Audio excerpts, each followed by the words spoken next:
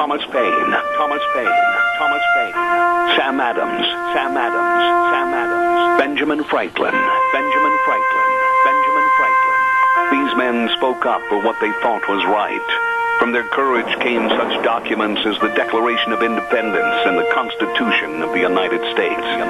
From their willingness to speak what was sometimes unpopular but right, we enjoy such liberties as freedom of speech, the right to keep and bear arms, and freedom of religion. There are those who still wish to oppress our freedoms, and there are still patriots willing to stand up and defend life, liberty, and the pursuit of happiness. Men like Zeb Bell, who honor our founding fathers and what they stood for. It's now time for Zeb at the ranch, speaking up and defending your freedoms. Brought to you by Magic Valley Les Schwab Tire Centers and all of the other great advertisers on the program. And now, Zeb Bell. What? Putting your phone away and paying attention to those talking to you? Oh, there's an app for that. It's called Respect. Hey, Wheels, why not kill the music? Hey, buddy. Oh, my, I don't know, the little glinches and gleeches are back in this morning, and so here we go. We're going to start with Kate Smith, God bless America, and then we need a patriot to call in with our Pledge of Allegiance. Good morning.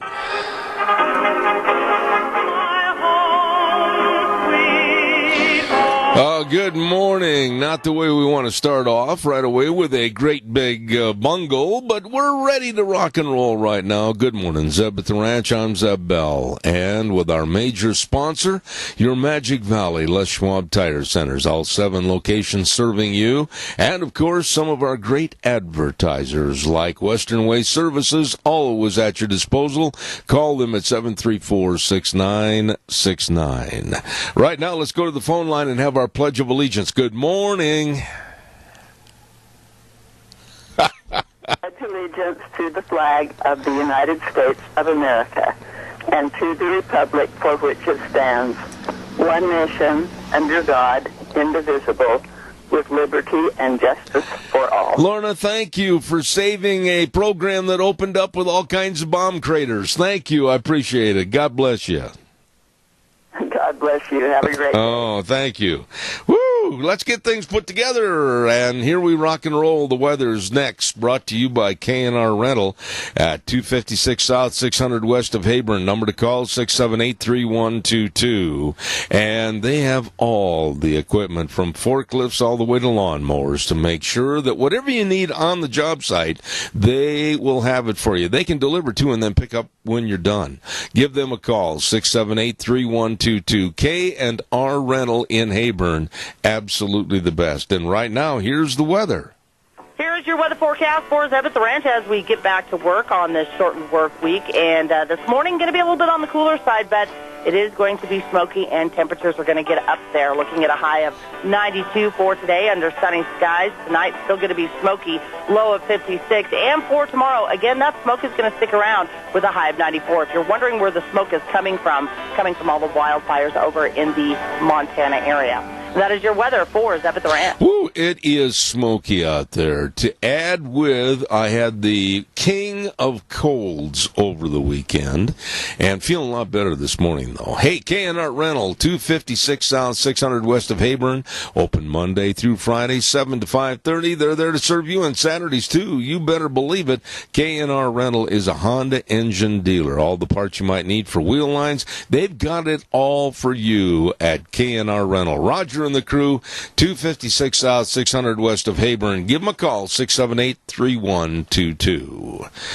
Right now, we also want to acknowledge and say that, of course, the sale that works for you on Thursday, Burley Livestock Sale Yard, don't forget, they are going to be there. Merv, Cade, Lance, everybody. And it starts normally at about 11 o'clock at 1100 Occidental Avenue in Burley.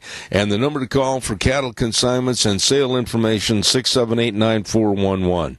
Burley Livestock Sale Yard. You better believe it. The sale that works for you on Thursday. Don't you miss it. I have never in my life had a cold that would just rock and sock me down like it did starting last Wednesday. And we were looking forward to a wonderful Labor Day weekend, Friday, Saturday, Sunday, and Monday, doing whatever we wanted to do, and that didn't happen. The only thing I did is stay right here in the house in the lazy boy. I felt like I'd been in the ring with one of those kickboxers, and he used my head as a platform. Holy moly. And for those of you that are going through some colds this time of the year, whoever gets colds in the summertime? Come on. Anyway, wow, it was a dandy. Give us a call, 436-2244, 1-866-927-4587. We'd like to talk to you about anything that comes to mind. And in just a moment, I want to talk a little bit about a car show coming up with George and the rest of the crew this next Saturday. Hey, don't forget Daryl's Cleaners. We're going to be in there today, as a matter of fact. I have got a huge, I mean like really big, bag of Rumply Crumplies that has to get into Daryl's Cleaners. Shirts and Wranglers and everything else, my goodness sakes, and they can really make them look brand spanking new. And by the way, if you don't have time to do the washing, they will wash, dry, fold, and iron all your clothes right there at Daryl's Cleaners. So stop in today at 1223 Albion Avenue in Burley. Daryl's Cleaners, the best serving you. All right, calls are welcome, 436-2244, 1-866-927-4587. By the way, the second annual Patriotic Car Show and Swap Meet is going to be at the historic Rupert Square this coming Saturday, the 9th, at 10 o'clock in the morning until 4. I'm going to sneeze in a minute. You ever had that feeling? Boy, it's coming. It's creeping up on me. Hang on. And standing for the red, white, and blue. They're going to have classic cars. They're going to have race cars. They're going to have community flag retirement. They're going to have entertainment, lots and lots of delicious food and more at the second annual Patriotic Car Show and Swap Meet this coming Saturday right there on the historic Rupert Square. Don't miss it. By the way, I want to say thank you very, very much to Denny's Restaurant at 611 North Overland in Burley. You know, we have our lunch bunch over there once a month, but you can stop in anytime, all the time, and enjoy all the delicious breakfast choices, great menu items for your lunch and your dinner, the new line of burgers. Oh, my goodness sakes. And you can order online. That's right. Anytime, anywhere. Go to thedennys.com, hit the demand button, place your order. 20 minutes later, drive up, pick your order up, and enjoy. All of this at Denny's Restaurant, 611 North Overland in Burley and 291 Pole Line Road in Twin Falls. Oh, yeah. Delicious at America's Diner, Denny's Restaurant. Let's see. I wanted to mention about the charity that we're going to try to get all formed together for Houston, and various money that we need to help go along with the various charities in that area. Over the weekend, it was a terrible weekend because of my cold and because of Labor Day weekend and not being able to catch a lot of people. And I'm going to ask you for your support on this. We are narrowing it down as to where we want to go with the money and the funds that we try to get from you, quite frankly, the listener.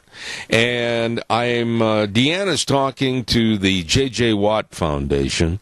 J.J. Watt, great football player for the Houston Texans, and so far has raised, and this probably is not a correct figure, it's probably more than that right now, over $18 million, close to 19. And we're going to try to work with his people through a local bank and basically a chain of banks. And then there's another one for the ropers in our community, of which there are many, with the National Team Roping Association, Ty Yost. And all of these people were gone over the weekend, naturally. And we're going to try to do our best to get all this put together today so that I can get on the air and we can start helping a lot of the people down in the South Texas area. I got to tell you that it's heartbreaking and just mind-blowing to hear what kind of a mess they are in down there. Not just with the water and the putrid water in their homes and the fear of all the snakes and the gators and the mold and the lack of fresh water, the lack of food, the lack of clothing, the lack of anything as far as where to lay their head at night. I mean, these people are really, really suffering, and they will for a long period of time. There are not enough contractors, and quite frankly, I don't even think there's enough contracting material that is even lined up at all to take care of the massive rebuilding plan that they're going to have to go through. And many of these people, it just blows my mind, no insurance whatsoever. A lady lost everything, her home, her car, everything, and when asked, she just literally broke down on the TV set and no insurance whatsoever. So we're going to do our best starting probably tomorrow, soliciting funding that will go directly to financial sources. And we are definitely trying to eliminate any of middle people. And bear with me on this. We're going to go direct and aid the people that really need the money and go to reputable sources on the other end. Unfortunately, and I hate to even mention this, unfortunately there are people and groups that take advantage of these situations, and we're making sure that everything is channeled right to people that can make sure the money is used in the immediacy of the problem. So stay tuned for that. We'll have more tomorrow. Give me a call, 436-2244, 1-866-927-4587. Damon over at the station, are we hearing that crackling? What's going on? Is it clear? Oh, no, sir. It's clear. All right. You sound great right now. All right, thank you. Don't forget Ramsey Heating and Electric at 2600 Overland Avenue in Burley. My. They open the doors at 7:30 in the morning till 5, Monday through Friday. And all your heating and electrical and cooling needs. Now, we've still got some doggone hot weather here. Up in the 90s. And, boy, I tell you, there's nothing worse sitting at your office and just sweating and the ink's running. Well, make sure you stay cool and check out the air conditioning filters at Ramsey Heating and Electric, 2600 Overland Avenue in Burley. And again, they are your heating, cooling, and electrical needs specialists, where they provide warm winters and cool summers. All right, your turn, 436-2244, 1-866-927-4587. Caller, good morning, you're on the air. Well, good morning. I'm glad to see that you're up and about. I'm glad to be up and about, too. Most jobs, you can just call in and say, I don't feel so good today, and somehow they pick up the slack. What do you do when you just got to perform, right? I'll tell you what, I really had doubts that I was going to be with enough voice to be on the air this morning, but the good Lord blessed us and answered our prayers, and so here we are this morning. I'd like to just mention one or two things about this situation in Texas. It's a windfall for someone and a disaster for others. Mm-hmm. And I'm talking about the petroleum company. They're really crying foul, and they've jacked up the price of fuel so high that it's almost impossible for poor people to have it. Well, wait a minute. On top of that, they have all these other problems. Go ahead. No, Keith, I was just going to say, well, let's not be real hasty. And I'm probably the leader of the pack in despising price fixing with gasoline and diesel, etc. But let's not be real hasty in this case because of the refinery shutdowns and because of the flooding and because of the danger and because of the lack of transport and everything. Let's be a little gimme until we find out exactly how bad the price gouging is. I honestly believe that the price of fuel will start to go down, hopefully by mid or latter part of October. Well, I have the same thoughts that you do. But let's take a situation, for instance, if you have a store and you have a product that you want to sell, and there's not a lot of it around, and so you can control the pricing. Mm-hmm. You sell half as much merchandise and make the same amount of money. Yeah. You know, that's the American way, I guess, but it's like kicking somebody when they're down. Well, right now, Texas is down. I mean, they're on the mat, and they've had the 8 count. Let me tell you, they're down on the mat, and I don't think they're going to get up for a long while.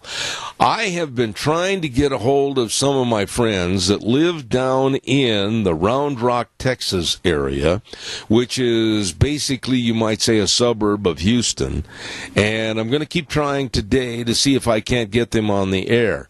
Last week, we were supposed to have Randy Givens on our program, and Randy, as you know, has been suffering from cancer for about the last 5 years. And he is very susceptible to other things that kind of invade his system, one being pneumonia. Well, I found out last week when Randy was supposed to be on the program, the reason he canceled was because he had to be readmitted to the hospital because of pneumonia conditions, and he was going to give us a first-hand account of how everything was from Austin south, and we're trying to get a hold of him. He's supposed to be released from the hospital tomorrow, and we'll have more information. Yeah. But go ahead. A disaster that's heading our way, and we're not aware of it. Are you still there? Yes, I am. Go ahead.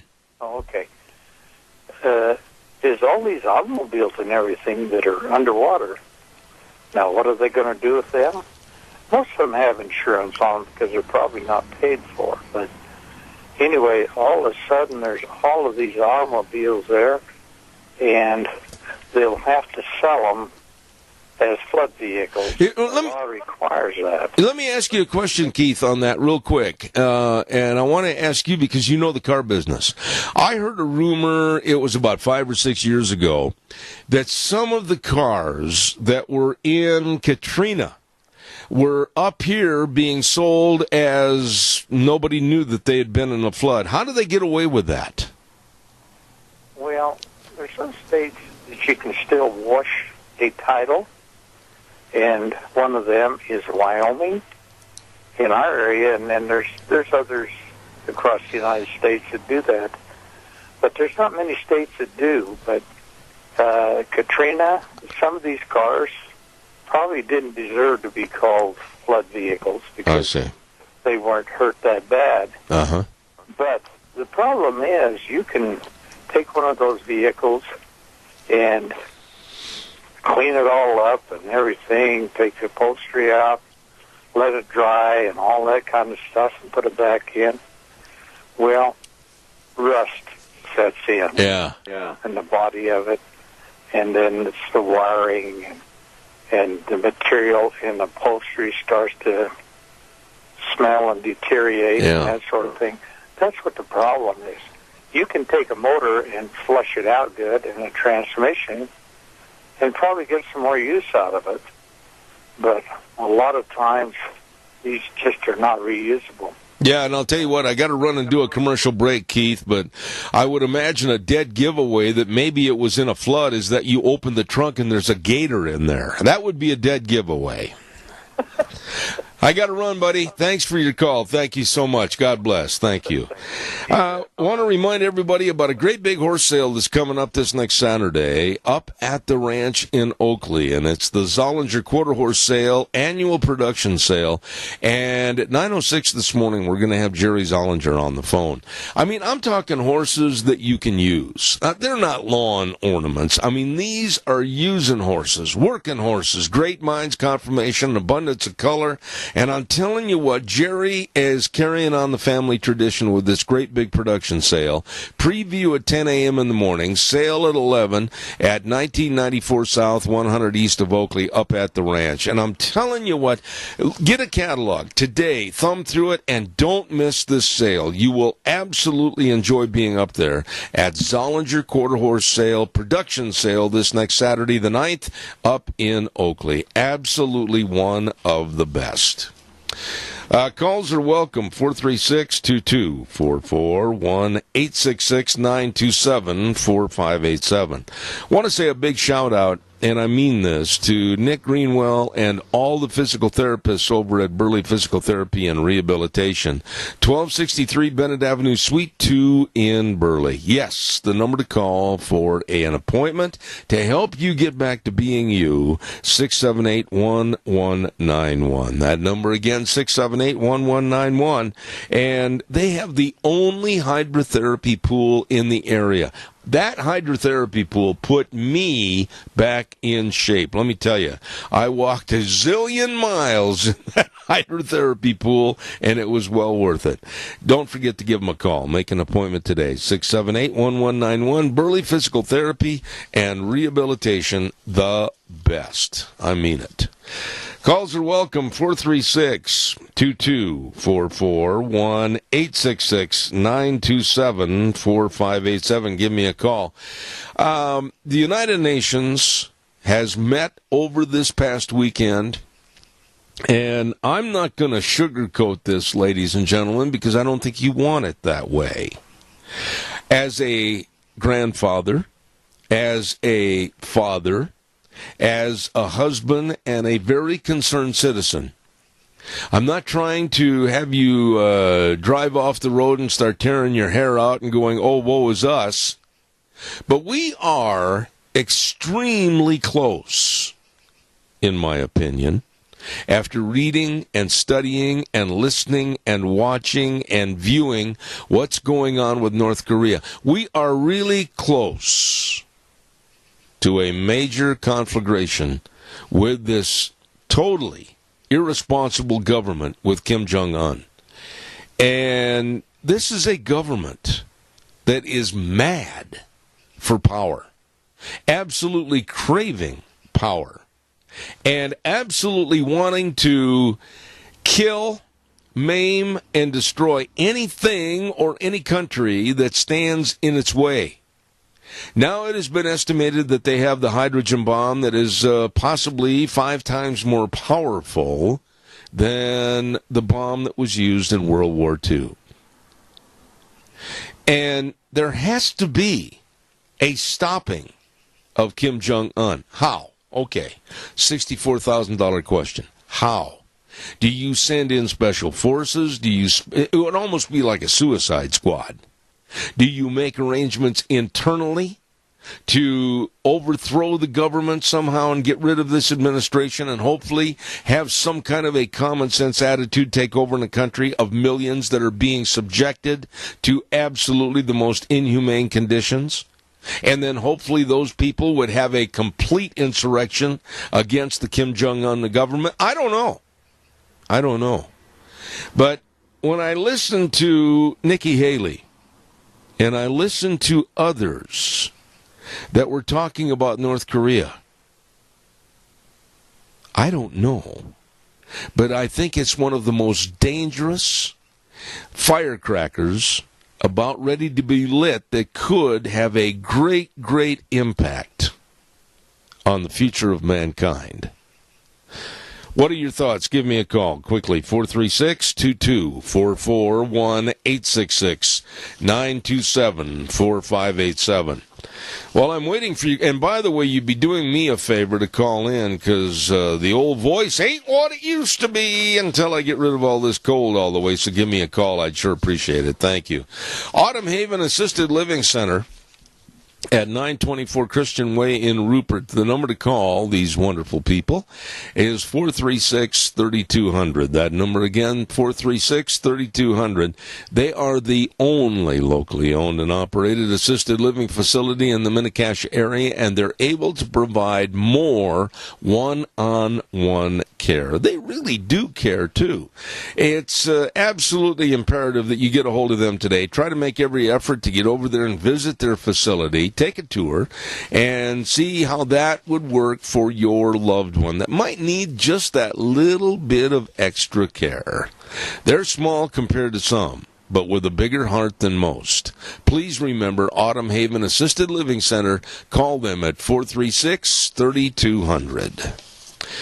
Oh, my goodness sakes. And also, well, look who's back on the program, and that's Gano Landscaping and Sprinkler Service. Hello, Scott Gano and crew. And by the way, a very efficient crew at 336 South, 450 West of Paul. Number to call on his cell phone, 431-8733. You know, I'm going to tell you, you go into fall, you got a lot of things to take care of. Maybe you need to get your trees pruned and trimmed up for the winter. You don't want a bunch of dead limbs hitting you in the side of the house and in the windows and everything when those winter storms come along. And don't forget, too, that I'll guarantee you Scott and his crew, they're very well versed on how to take care of all your landscaping and sprinkler service needs. Maybe now, right now, this fall would be a great time to talk to them about a new sprinkler system or revamping your old one. Call them at 431-8733. Gano Landscaping and Sprinkler Service, taking care of you. How about you taking care of me? Give me a call, 436-2244, 1-866-927-4587. There was a comment made, excuse me, and it was about football over the weekend. I had a call. And it made me do a little research as to really what was said and what was not said. Excuse me. And I want to reiterate the fact that on a program I had, it's been about 2.5 weeks ago as I checked through my notes. I made the comment that if the Green Bay Packers or any of their members of the Green Bay Packers sat during the national anthem, I would have absolutely nothing to do with them. Now, this might sound minuscule to a lot of people. However, being born and raised in Wisconsin and, of course, friends with a lot of the people that played professionally for the Green Bay Packers, to terminate my what do you want to say, fandom, or do you want to say whatever? Anyway, to stop being a fan is really a hard thing to do because I was born and raised back there and really enjoyed the green and the gold of Green Bay and professional football. But they did have a player that decided on multiple occasions to sit during the national anthem in the preseason, I should say, Martellus Bennett. And this really is going to take my allegiance away from that team. It is going to take my allegiance away from NFL football in general. Now, a comment was made to me that Aaron Rodgers had supported Colin Kaepernick in his sitting during the national anthem. That's not entirely true. I did a little research on this, and all Rodgers said was he thought that there should be a roster spot in the NFL for Colin Kaepernick as a player. He said that because of his protests, he's not working now and may not work. And Rodgers added that he, Rodgers, does not plan on sitting or kneeling during the national anthem out of his personal respect for the flag, which I absolutely support.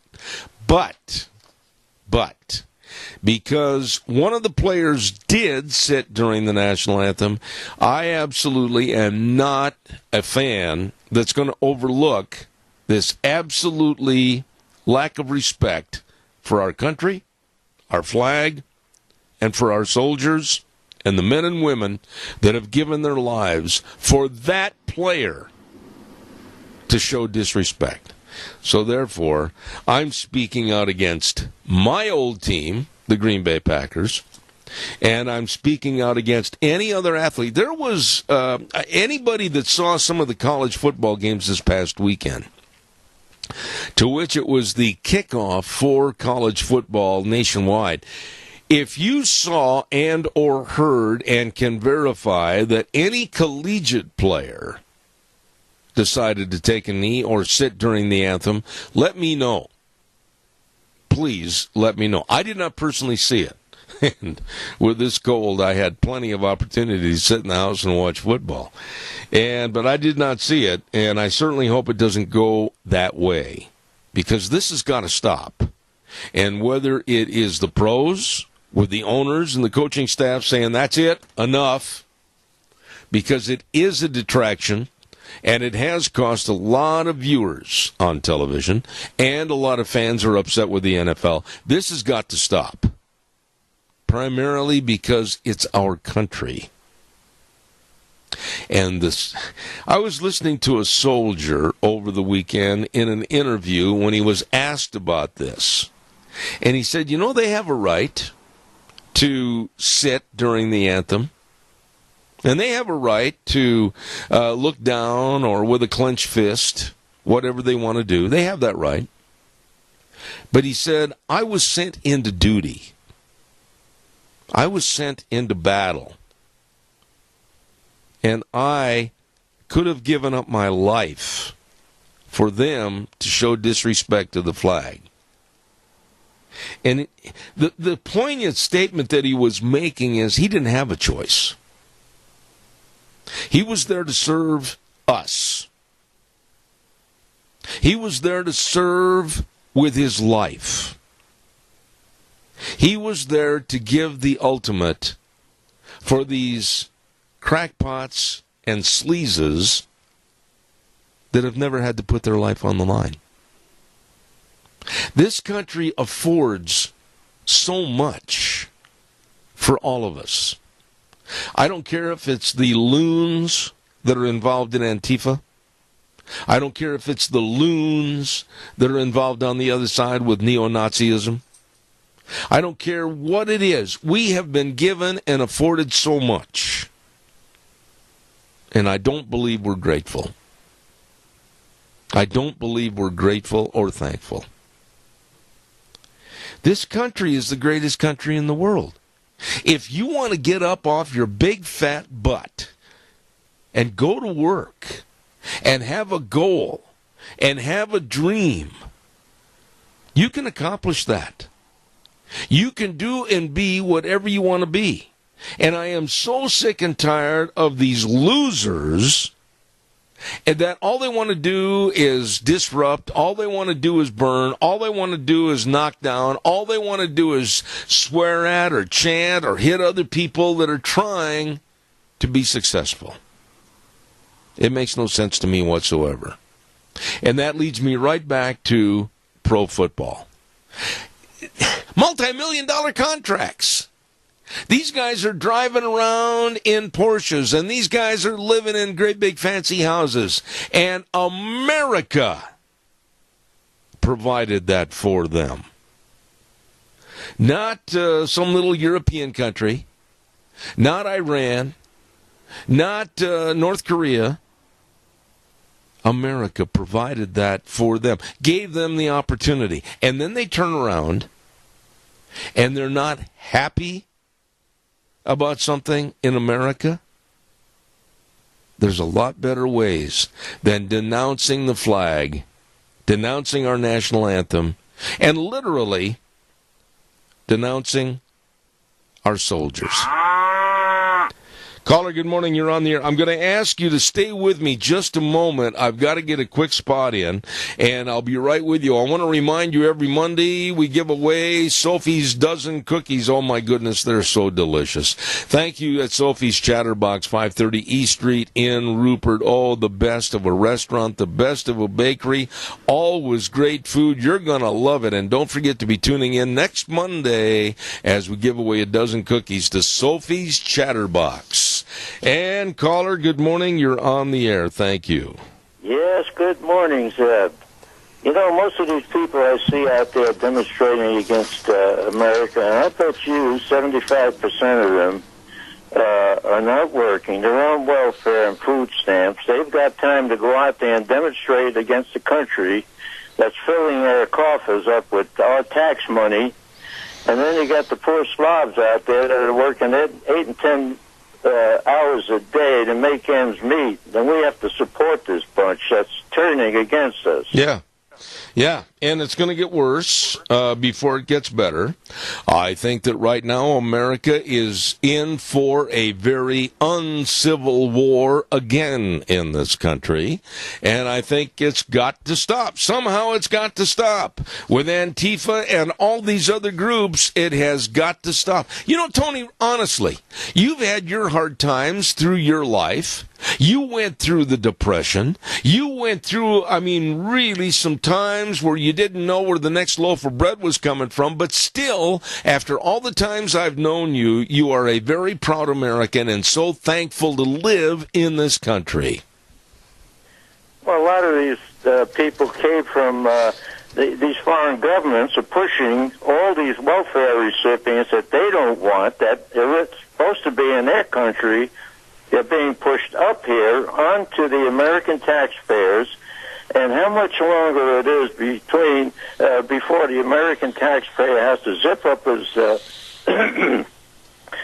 his pocketbook and quit buying cars and clothes and quit going out, and then you're going to see something happen, because there'll be no tax money to support these people.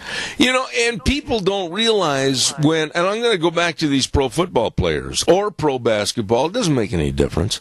The amount of money that they make per game is thousands and thousands and thousands of dollars on a per game basis. And for them, where else in any other country in the world, where else are they going to make that money, that kind of money for playing a game? Well, big business is behind them. You've got business people out there that know they can make millions of dollars, billions of dollars off these players. They'll pay them money, but they'll be making billions of dollars. It's all a big business deal. That's what football is, a big money maker. Well, it's not just football. It's basketball. We've got the same pampered prima donnas in basketball. You've got some of the same in baseball. But I'll tell you what, I just can't imagine the mindset. Or I don't think they have a mindset when they sit there and they sit or they kneel during the national anthem. This country has given them everything they have, and they're very unappreciative and disrespectful. I can't handle it. Well, we've got an anti-white situation coming up in this country, and it's going to turn nasty. I agree. Tony, thank you so much for your call. God bless you. Thank you. You're welcome. All right, sir. I want to remind you about Berry Equipment and Rental, sales, service, and parts, South Lincoln and Jerome, and Addison Avenue West in Twin Falls, and, of course, 159 West Highway 30 in Burley. They have all the equipment to get the job done right. Oh, my goodness. We talked to Juan last week over there at the Burley location. He's a good guy. All the equipment rentals, all the retail equipment sales, and if you don't know how to run the equipment, fear not. They've got a great big sandbox out behind the building, and they'll teach you. Absolutely. And don't forget they've got all the new and used Bobcat excavators, all shapes and sizes. All there for you at Berry Equipment and Rental, Jerome, Twin Falls, and 159 West Highway 30 in Burley. Holy moly, I've got to get a weather forecast on here. And you know what? Last week, I had a real problem with one of my ears. It just basically shut down the hearing canal. I couldn't hear a thing. And I quickly called Dr. Christine Pickup, and she says, get right over. And I did. And, man, she took care of the problem. And, oh, yeah, she is so good at Mount Harrison Audiology and Hearing Aids. She knows all about hearing, all about sound. She is a walking encyclopedia when it comes to everything that might be going on with your hearing or problems that might cause the different aspects of a loss of hearing. You better get a hold of her today for a hearing screening. 312-0957. 312-0957. Mount Harrison Audiology and Hearing Aids. And right now, here's the weather. Here's your weather forecast for us at the ranch as we get back to work on this shortened work week. And this morning, going to be a little bit on the cooler side, but it is going to be smoky, and temperatures are going to get up there, looking at a high of 92 for today under sunny skies. Tonight, still going to be smoky, low of 56. And for tomorrow, again, that smoke is going to stick around with a high of 94. If you're wondering where the smoke is coming from all the wildfires over in the Montana area. That is your weather for Zeb at the Ranch. And Gina, thank you. And the weather brought to you by Mount Harrison Audiology and Hearing Aids. And they're located right across from the Minidoka Hospital Emergency Room. You call for a hearing screening today. The number 312-0957. I really appreciate it if you give me a call, because it does two things. It helps stimulate the conversation, and then number two, it gets me off the hook from doing all the talking. So give me a call, 436-2244, 1-866-927-4587. You want to hear the ultimate in ego? The ultimate in ego. New York City Mayor Bill de Blasio wants New York to put a parade on in his honor. I heard this and it stopped me right in my tracks. Yeah, Bill de Blasio, a great big, kind of a dumb-looking guy, in which he absolutely lives up to that example. He wants to have a parade in his honor. He wants to organize a huge parade in New York City to tell everybody what a great mayor he's been. He's really a humble guy. And so he's trying to organize a parade, probably be a one-horse parade. Yep, there it is, just clean up the mess. Anyway, Bill de Blasio, a piece of work, let me tell you. Oh, something else to worry about, too. And for those of you that have been following this, it's not over. Hurricane Harvey, we were hoping that it would dissipate and just get out of Dodge City and leave everybody alone. And then yesterday we started hearing about another hurricane that is already showing signs of being stronger. And that's up to a Category 5, and that's Hurricane Irma.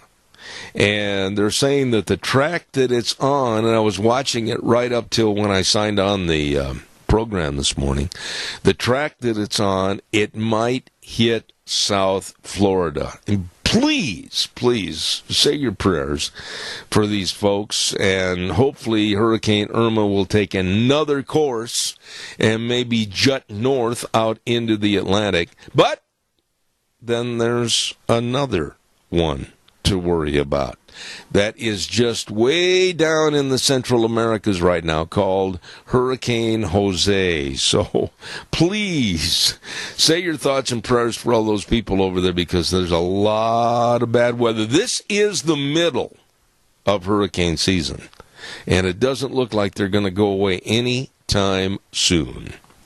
Calls welcome, 436-2244, 1-866-927-4587.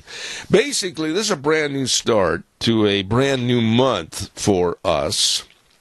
And we want to say to all of you how proud we are and happy we are to have as our major sponsor your Magic Valley Les Schwab Tire Centers. Now, they are getting ready for fall. and they're having a great big fall tire sale. This is true. And they've got some of their tires really marked down, like the Eclipse tire for your cars, $63.99. $63.99 per tire. And the premium traction, superior ride quality, oh my goodness, don't pass this up. And they've got all the different sizes in stock at all 7 locations. And, you know, along with the tires, they've got the very best in brake service and front-end alignments and shocks and struts and, of course, batteries. They're getting ready for fall. And you know what? I wouldn't mind fall right now with all this smoke. Maybe get a good wind, a little chill. Get rid of all this smoke and whatever. But you stop over and check out the big fall tire sale with Lane and Rupert, Dave on Blue Lakes and Twin, Mike and Buell, Mike and Jerome, the Twist family in Paul, Daniel on Poline in Twin Falls, and Randy on Overland in Burley. Your Magic Valley Les Schwab Tire Centers. All right, your turn. Give me a call. 436-2244, 1-866-927-4587. Let's see what else have we got here. Bill Nye, the science guy, so-called. Here is another one of those extremely arrogant, extremely I know more than you type personalities. And he has come out, and he's really kind of a creepy guy. I mean, he's kind of a guy that if you were going to have a horror movie and you needed to have a couple of different monsters or guys that would come out of the woodwork or out of the closet, figuratively, with being a monster or something, Bill would qualify the way his hair is and everything else. Well, he basically has said that those of us, and I'm including myself right up front, that are climate deniers, we are mentally ill. And we need to be locked up. You see, science on the left does not answer any questions. They, on the left, they claim that they know all the answers and that it's not worthy to ask any more questions because they are the omnipotent power. Well, this is where this guy's coming from. And I got to hand it, sometimes I'm critical of Tucker Carlson. But in this particular case, I watched an interview that was a replay that he had with Bill Nye, and he had this so-called science guy on the ropes, literally. And I really respect him for that, because he kept asking him questions, and that's the best thing to do when you have people like this that think they know everything. Just keep asking them questions. And then pretty soon they'll start to show their own lack of intelligence or their lack of knowledge on the respective subject. He did.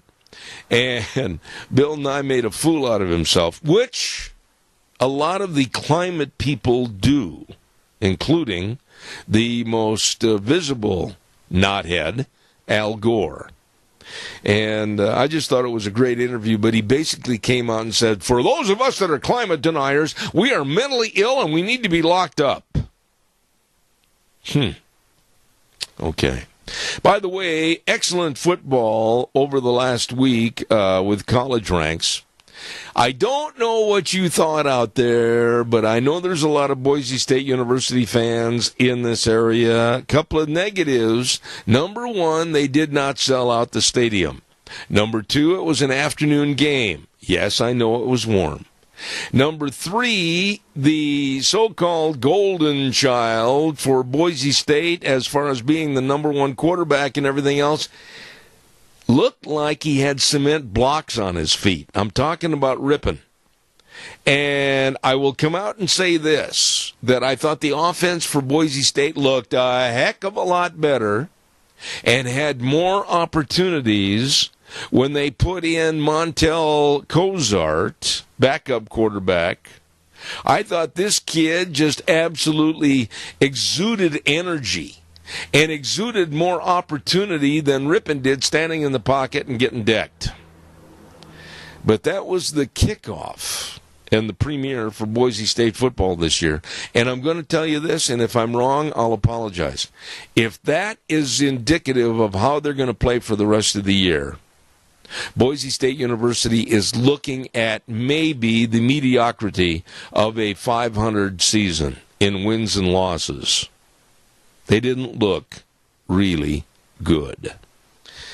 All right, we're going to take off, and coming up next half hour, a good friend of ours, and we've known him for years. Jerry Zollinger is going to be on the program, and we're going to talk about that great big horse sale and the horse business in general, okay? And then at 9:30, one of my favorite guests, Megan Barth, is going to be on the show. 10:06 this morning, Dr. History will be here, and then at 10:32, Rachel Alexander with the stream. Hey, have a great day, and stay out of the smoke. Zeb at the Ranch, I'll be back in 7. Oh, my. Yes, sirree, Bobby. Back for an abbreviated week on a Tuesday, September 5th. And good morning, Zeb Bell, with our major sponsor, with Zeb at the Ranch, of course, your Magic Valley. Les Schwab Tire Centers, all 7 locations serving you. And, of course, some of our great advertisers, like Western Waste Services. From the canyons of the Snake River and all across southern Idaho, we're always at your disposal. Western Waste Services, we care about our community, our resources, and this great land. Western Waste Services is landing ahead, always at your disposal. Western Waste Services. Western Waste Services, always at your disposal. Call them at 734-6969. And I've got to call because I started it while I was not feeling well this last couple of days, had a little cold, and I took it out on my office and started throwing things away. Deanne says, call, please get a dumpster. We can't handle all this. We will. You can too. Dumpsters in various sizes to clean out the basement, your garage, or like in my case, my office. All you have to do is call them at 734-6969. Always at your disposal, Western Waste Services. Want to also say thank you. Thank you to some wonderful people that are so community-oriented, and that's, of course, Joel Heward and his family and the staff over at Hanson Mortuary, 710 6th Street in Rupert. You know, it's a family place, and they work with families, and always serving you with the highest ethical standards with unquestioned integrity. Please remember to call them when there's the passing of a loved one, and they can, and they will help you. Number to call, 436-5636. That number again, 436-5636. Hanson Mortuary, located at 710 6th Street in Rupert. Joel Heward, the staff, always believing that every life is worth remembering. Call them today. Hanson Mortuary. In just a moment, we're going to have a dear friend of ours on the program, and I want to remind you, on Thursday, we have the Denny's Football Breakfast Giveaway Trivia. That's a lot. Anyway, you can build your own Grand Slam breakfast if you're the winner. I'll ask you a question at 9:15, and you might be the lucky winner. Don't forget Denny's Restaurant, America's Diner at 611 North Overland in Burley, and the Denny's Football Trivia for a free breakfast. You be listening. Right now, I'm going to talk to an old friend, and I mean that. I've got a lot of respect for him and his family, and we say good morning to Jerry Zollinger of the Zollinger Quarter Horse Ranch. Good morning, Jerry. How are you? Good morning, Deb. How are you? I am good, my dear friend, and you are just literally a few days away from the 29th annual production sale. Give us kind of an overview. The legacy continues. Well, it is that time of year. It's the final countdown. I guess we're getting closer to the end of it, I guess, but just got lots of babies, lots of different colors, bloodlines, and I don't do very good at these. No, you're doing fine. You're doing fine. I'm trying to continue our legacy of the Leo bloodlines, and it's getting tougher. There's they're getting farther and farther away from the Leo. You know, okay, talk about that just a little bit, Jerry. What about Lad Leo? What made that horse so good, and what made his colts and his offspring so good that you really want to see this continue? The Leo itself was designed for the maternal side, the mother side. You could cross him to anything you want, and we've proven that for 50 years of breeding. And the Leo horses, you can cross them over to a racehorse, and Leo himself was designed for a racehorse. He come back into, they found out they could do everything else on him, and so they kind of used him as a multi-purpose horse, and they just cross with everything. You can cross him to a burro and get something fancy. Okay. You know? Now, this sale that you're going to have this next Saturday on the 9th, I mean, this is quite a sale. It's a great big production sale. You, of course, with the name Zollinger Quarter Horse Ranch, well respected all over the United States. 29th production sale. What can people expect to see up at the ranch on Saturday?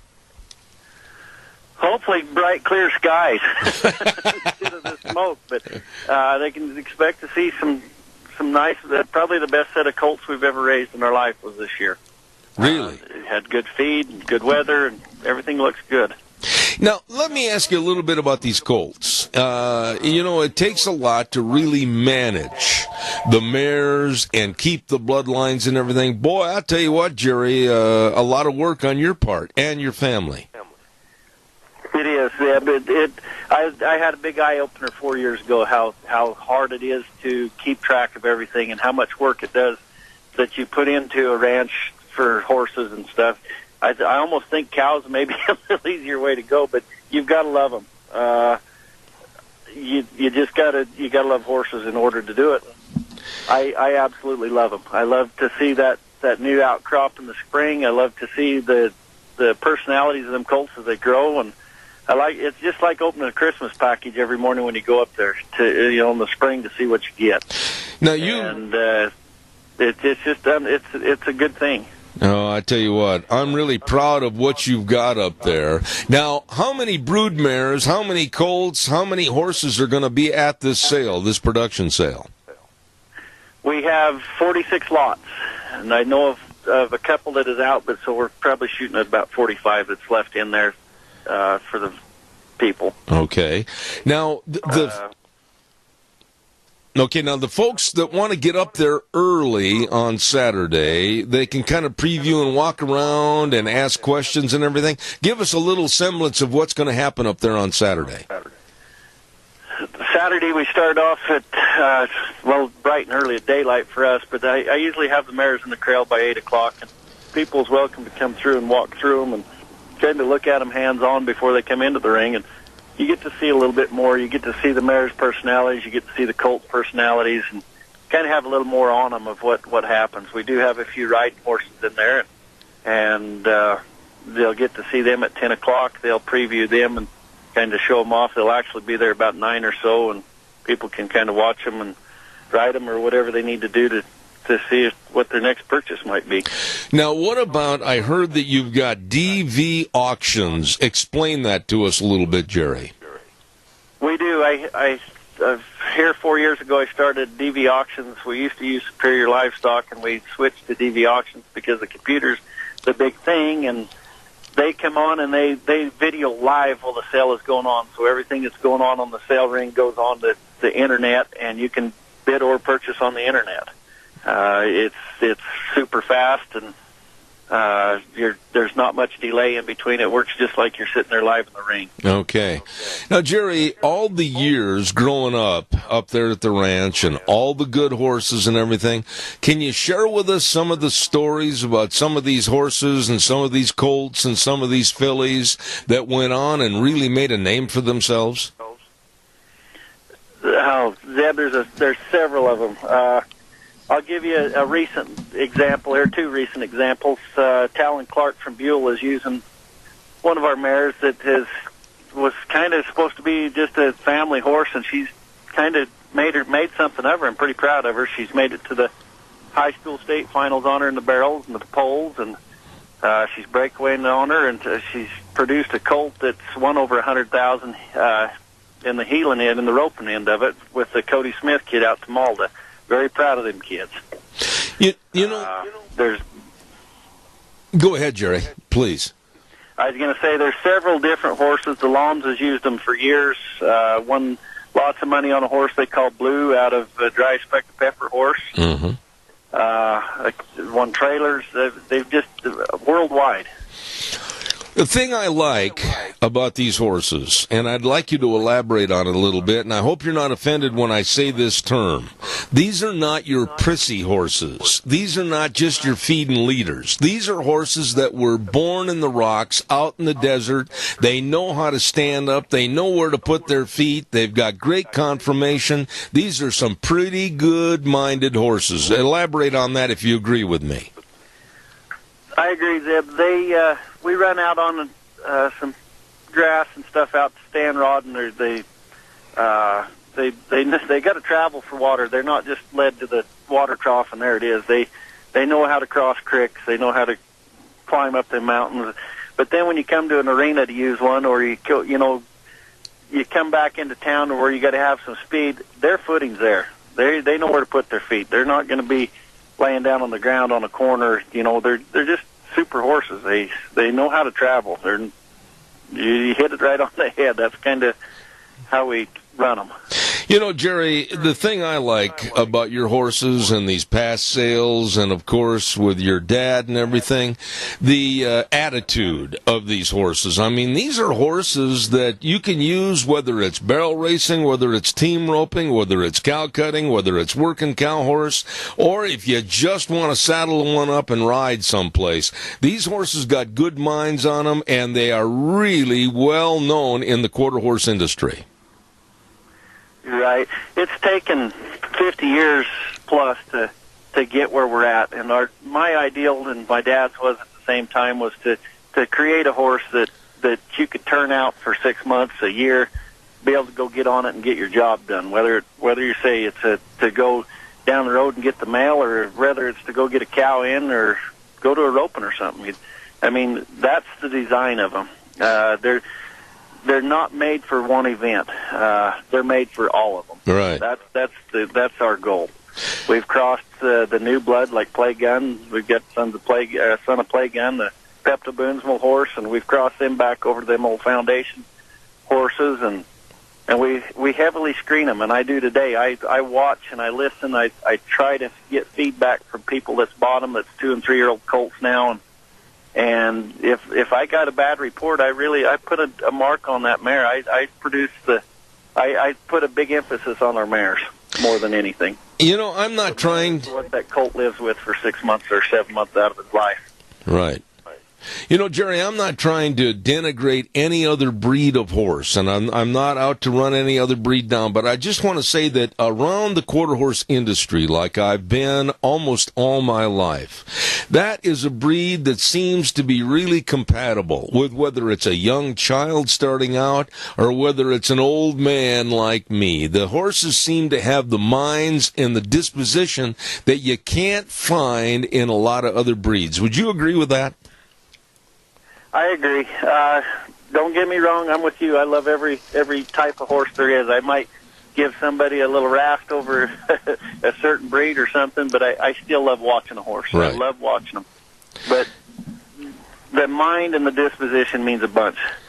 It's kind of fun to come out of arena picking up, Zeb, and have your horse all worked up and kind of bouncing on edge and be able to walk through that gate and step off of him and put a 3-year-old kid to go cool him off. I've done that for 15 years of picking up in the PRCA and the Amis.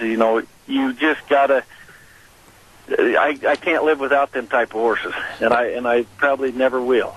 And disposition means a bunch to me. Jerry, what about the horse industry itself? I mean, do you see the need growing? Are you seeing a lessening? What's going on in the industry? Zeb, I think it's on the upward swing. I think people's kind of getting back into them a little bit more. They're enjoying to go out on the outdoors, and I think it's on the swing, especially on the younger end of it. The colt end of it. people's really starting to look to replace their herds and stuff, and it's kind of fun to see. And it's I think it's on the swing up instead of down. Well, this would be, and Wheels over at the station, watch the feedback a little bit on this. This would be an ideal time for anybody contemplating to get, in addition to what they have or starting in the horse business, Zollinger Quarter Horse Ranch, great big 29th annual production sale. Jerry, tell everybody how to get to the ranch.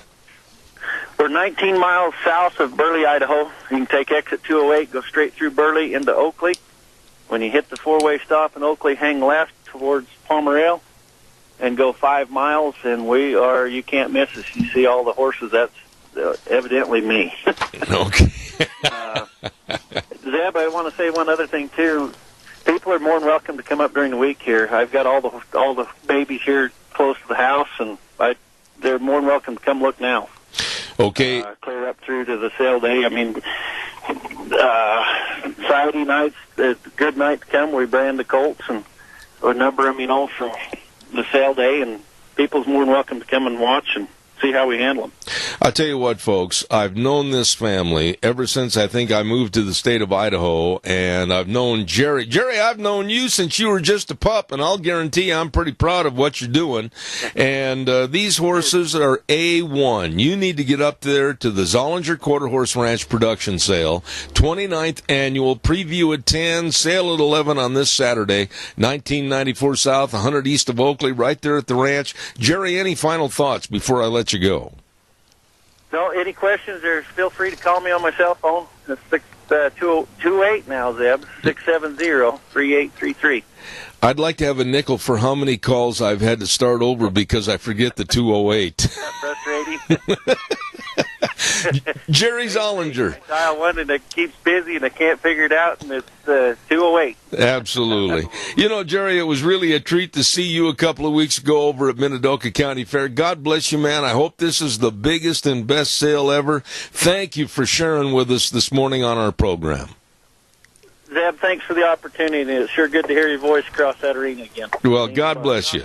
God bless you. Good friend Jerry Zollinger with Zollinger Quarter Horse Ranch. Great big sale coming up this next Saturday up at the ranch in Oakley. I'm telling you, they've got some good-looking babies that are going to go on sale and lots of good horses. So please don't miss this sale. Going to be a dandy.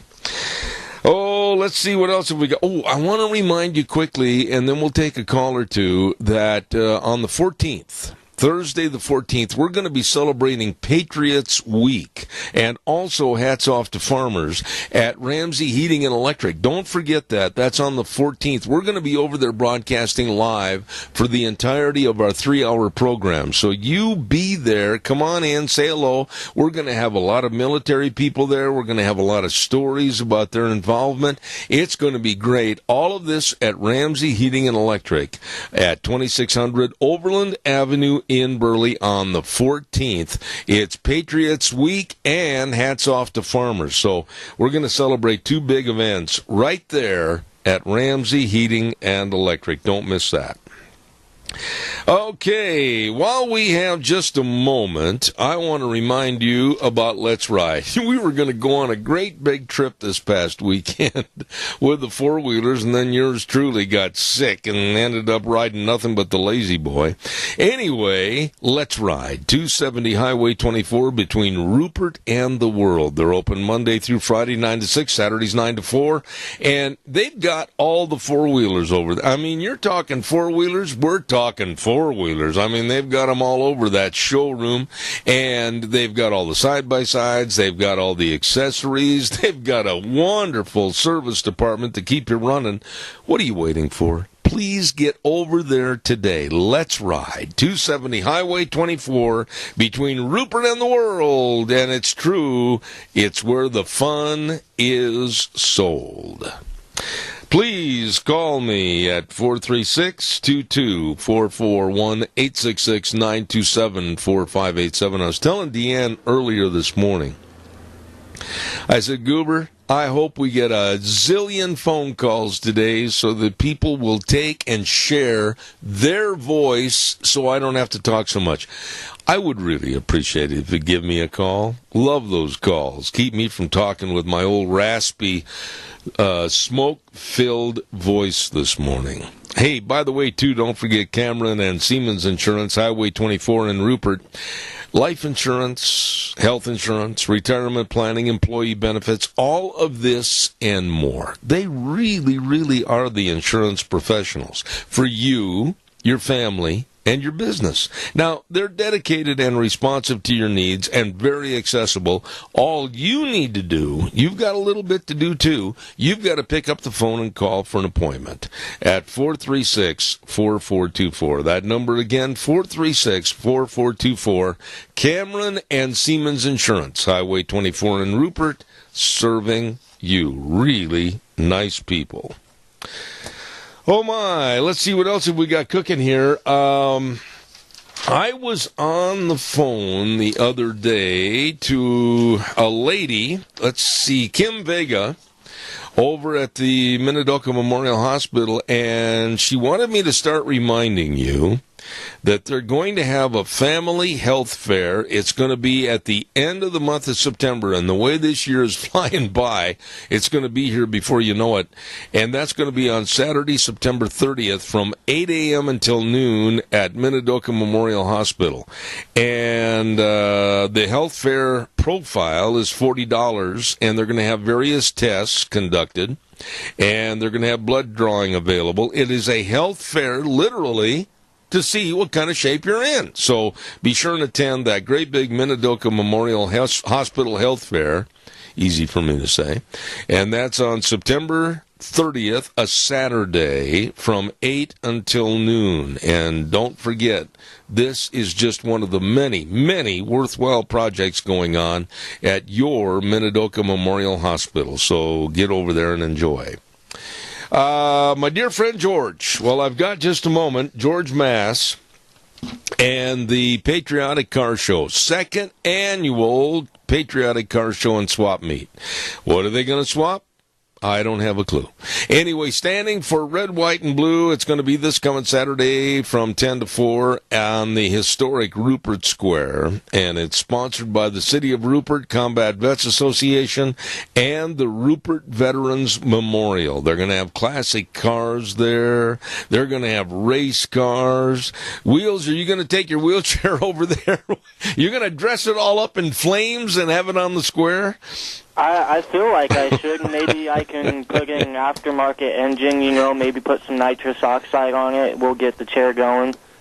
Holy smokes, kid, don't get carried away. Be careful. You'll hurt yourself. Yeah, I just kind of exaggerated a little bit. A little bit? Yeah. Anyway, they're going to have a lot of fun over there. Community flag, retirement, entertainment, and lots of food. I know, George and Donna, there's going to be a lot of food there. So don't miss it this coming Saturday on the Rupert Historic Square. And it's going to be the second annual Patriotic Car Show and Swap Meet. Everybody try to be in attendance. Let's see, what else have I got cooking here real quick before I get ready to have our next guest. Oh my goodness, I almost forgot about this. And the Autumn Haven folks, my goodness sakes. I'm choking again. Sorry about that, folks. And we want to remind everybody about Autumn Haven and all the wonderful things they do. One-on-one, 924 Christian Way in Rupert. Autumn Haven Assisted Living Center, the only locally owned and operated assisted living facility in the Mini-Cassia area. And I urge you to give them a call. I urge you to stop by for a visit. They make every effort to make Autumn Haven the best place, and they want the public to come by and see what they offer. They're small compared to some, but with a bigger heart than most, so please get a hold of them today. Autumn Haven Assisted Living Center, 924 Christian Way in Rupert. That telephone number to call, 436-3200. You give them a call soon, okay? We are now going to go to the phone line. And we're very fortunate to have this lady on the program this morning, and I'm going to ask her the same thing. She can talk as long as she wants to. With my cold, I don't want to say too much. She is the founder and proprietor of ReaganBabe.com and a nationally recognized political commentator. I have a lot of respect for this woman, and I'd like to say good morning to Megan Barth. Megan, how are you? Hey, Zeb. Thanks so much for having me back on. I'm doing great. You know, Megan, I've got a little bit of a cold, so I'm going to rely on you to kind of carry the ball for me here. But I just want to say this as we start. I am sick and tired of the animus that's going on in this country from the liberal left and the absolute tearing apart of our society with groups like the Southern Poverty Law Center. Who are these people, and why in the world does anybody give them any credence? Well, the Southern Poverty Law Center has a long history of targeting and smearing and libeling conservatives and Christians and basically anyone that does not toe the progressive line of thought. They create hate maps which outline communities and organizations and people, predominantly Christians and conservatives, where they live, who they are. There was an incident back in 2012, I believe it was, where a guy walked into the Family Research Council and wanted to kill everyone on site because he found that they were anti-gay, supposedly. And the Family Research Council was targeted by the Southern Poverty Law Center, and that's how he came to find out their views, their supposed anti-gay views. They are an organization that is for traditional marriage, which certainly does not mean anti-gay, but that's what the left does. If you are against something or if you are for something that they don't agree with, then you are a hater or you are a bigot or you are anti-gay. So the Southern Poverty Law Center even targeted Steve Scalise and listed him as, I believe, a homophobe. And this is also what encouraged James Hodgkinson to go to the field, the baseball field, and try to kill as many Republican senators and congressmen as possible. They now also have targeted Muslim reformists. So Muslim reformists like Ayaan Hirsi Ali, who speaks out as a former Muslim, she speaks out against radical Islam and specifically female genital mutilation.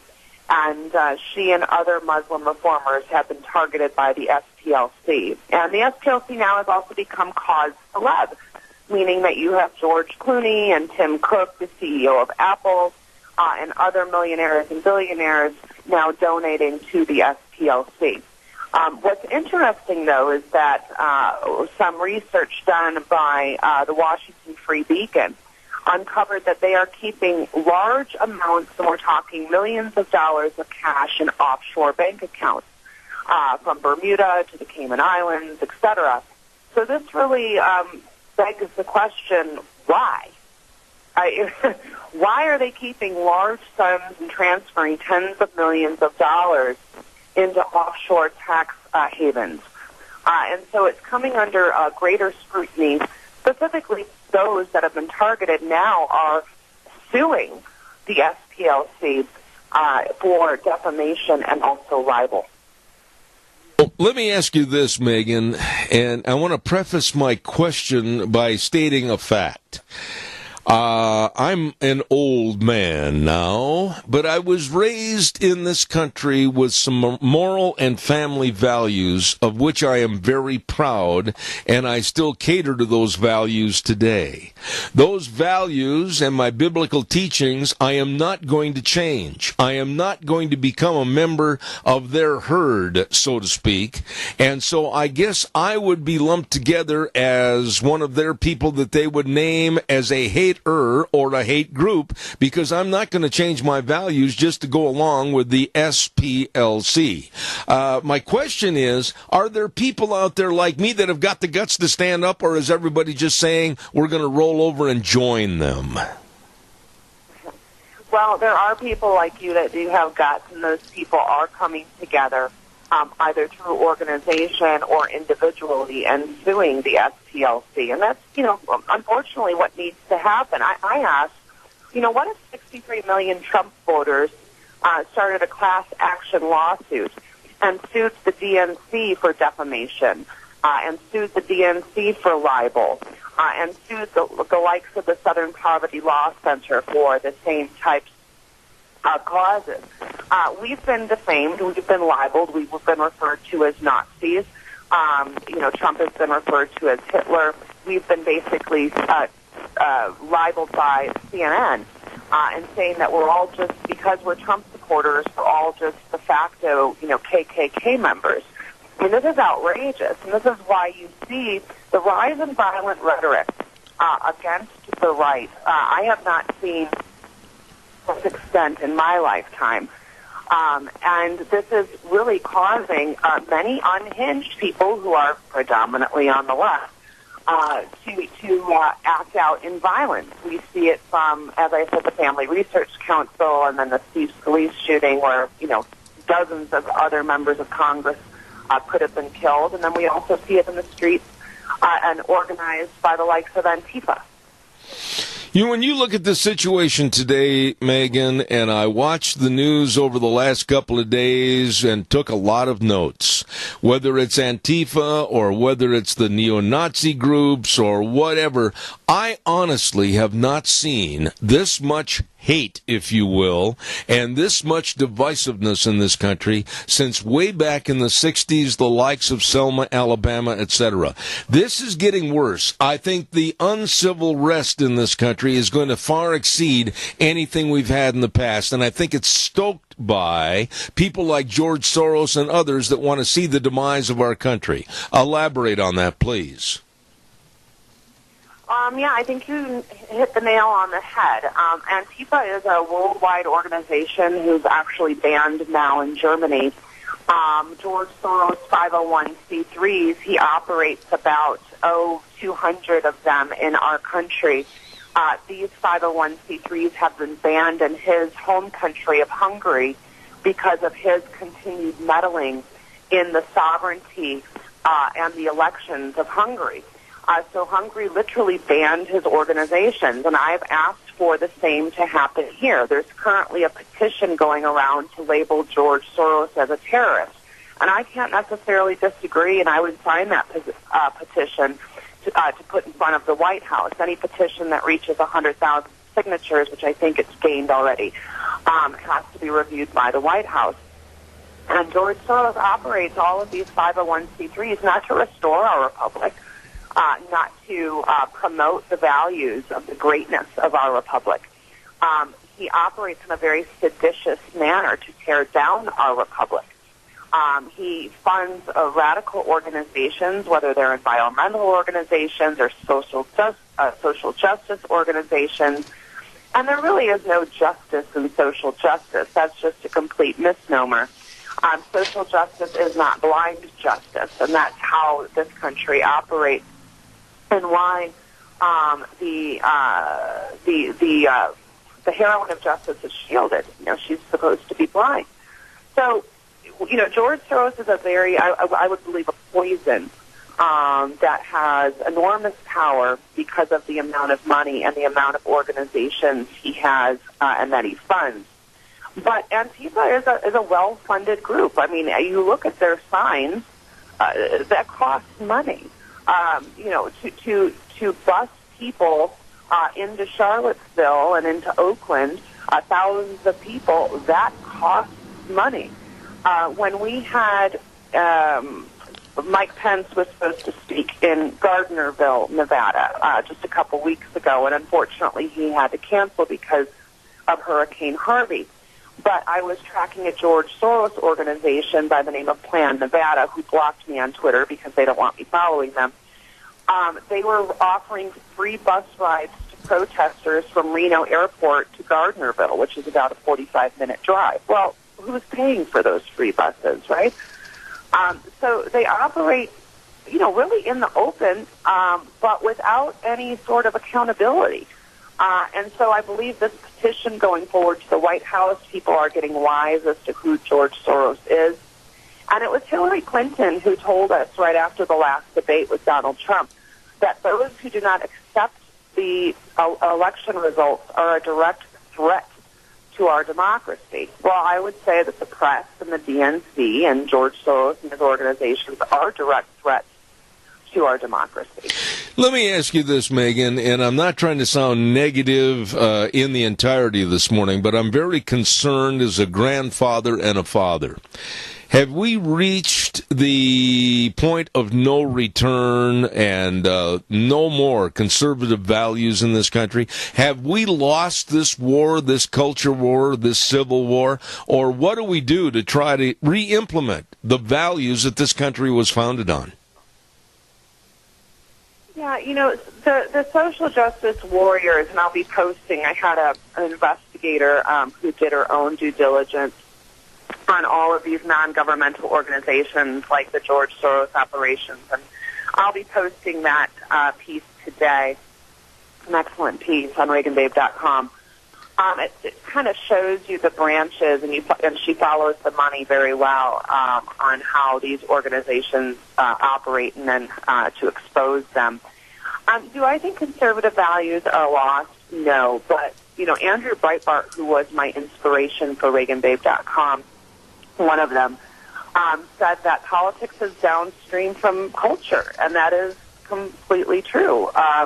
You can't really unwind or separate the two, especially when you have a Hollywood machine overrun by leftists producing garbage, and then always in, whether it's a sitcom or whether it's a movie, portraying those who are conservative as, you know, wacko and extremists and fringe, when in fact it's the left who are fringe. It is the left that is violent. But that is an old Alinsky tactic whereby they transfer who they are onto somebody else. It's called transference and projection. So, you know, I don't think that the conservative culture is lost, but I would say that we are up against challenges like we haven't been before, because over the past few decades, specifically after the 60s really, our schools started to teach social justice, environmental justice, and really kind of put the progressive wheels in motion to start the indoctrination early. So it's really up to the parents to, you know, solidify their conservative views or mores into their family and as their children grow, because they are up against, I'm not a mother. I think I was spared motherhood because I'd probably be the Norma Ray of the PTA. I would be the most vocal. But, you know, this is part of the problem in that when we have two parents that have to work, right, because to afford everything, the taxes are high, gas is high, electricity is high, etc., it's hard to know exactly what the students are being taught each and every day. And then students or kids, they listen to their friends, they're watching TV. You know, their parents are being portrayed as wackos. I hear this quite a bit. You know, a lot of parents wringing their hands saying, my kid is graduating high school and he thinks I'm a racist. I mean, I actually had somebody write a letter to me the other day. And because they're conservatives and Christians. And so this is the fight we have. And it's not going to be an easy one, and it's going to be a long one. But the more and more that the left aligns themselves with the fringe and violent elements that exist in this country, the more they will continue to lose. So I really don't think that that message is resonating necessarily with the older crowd. And we saw this in the election of Donald Trump. 63 million people, many Democrats, left the party. Crossed party lines and voted for a Republican, some for the first time in their life. And it is simply because the left was not selling what the American people wanted to buy or were buying. Absolutely.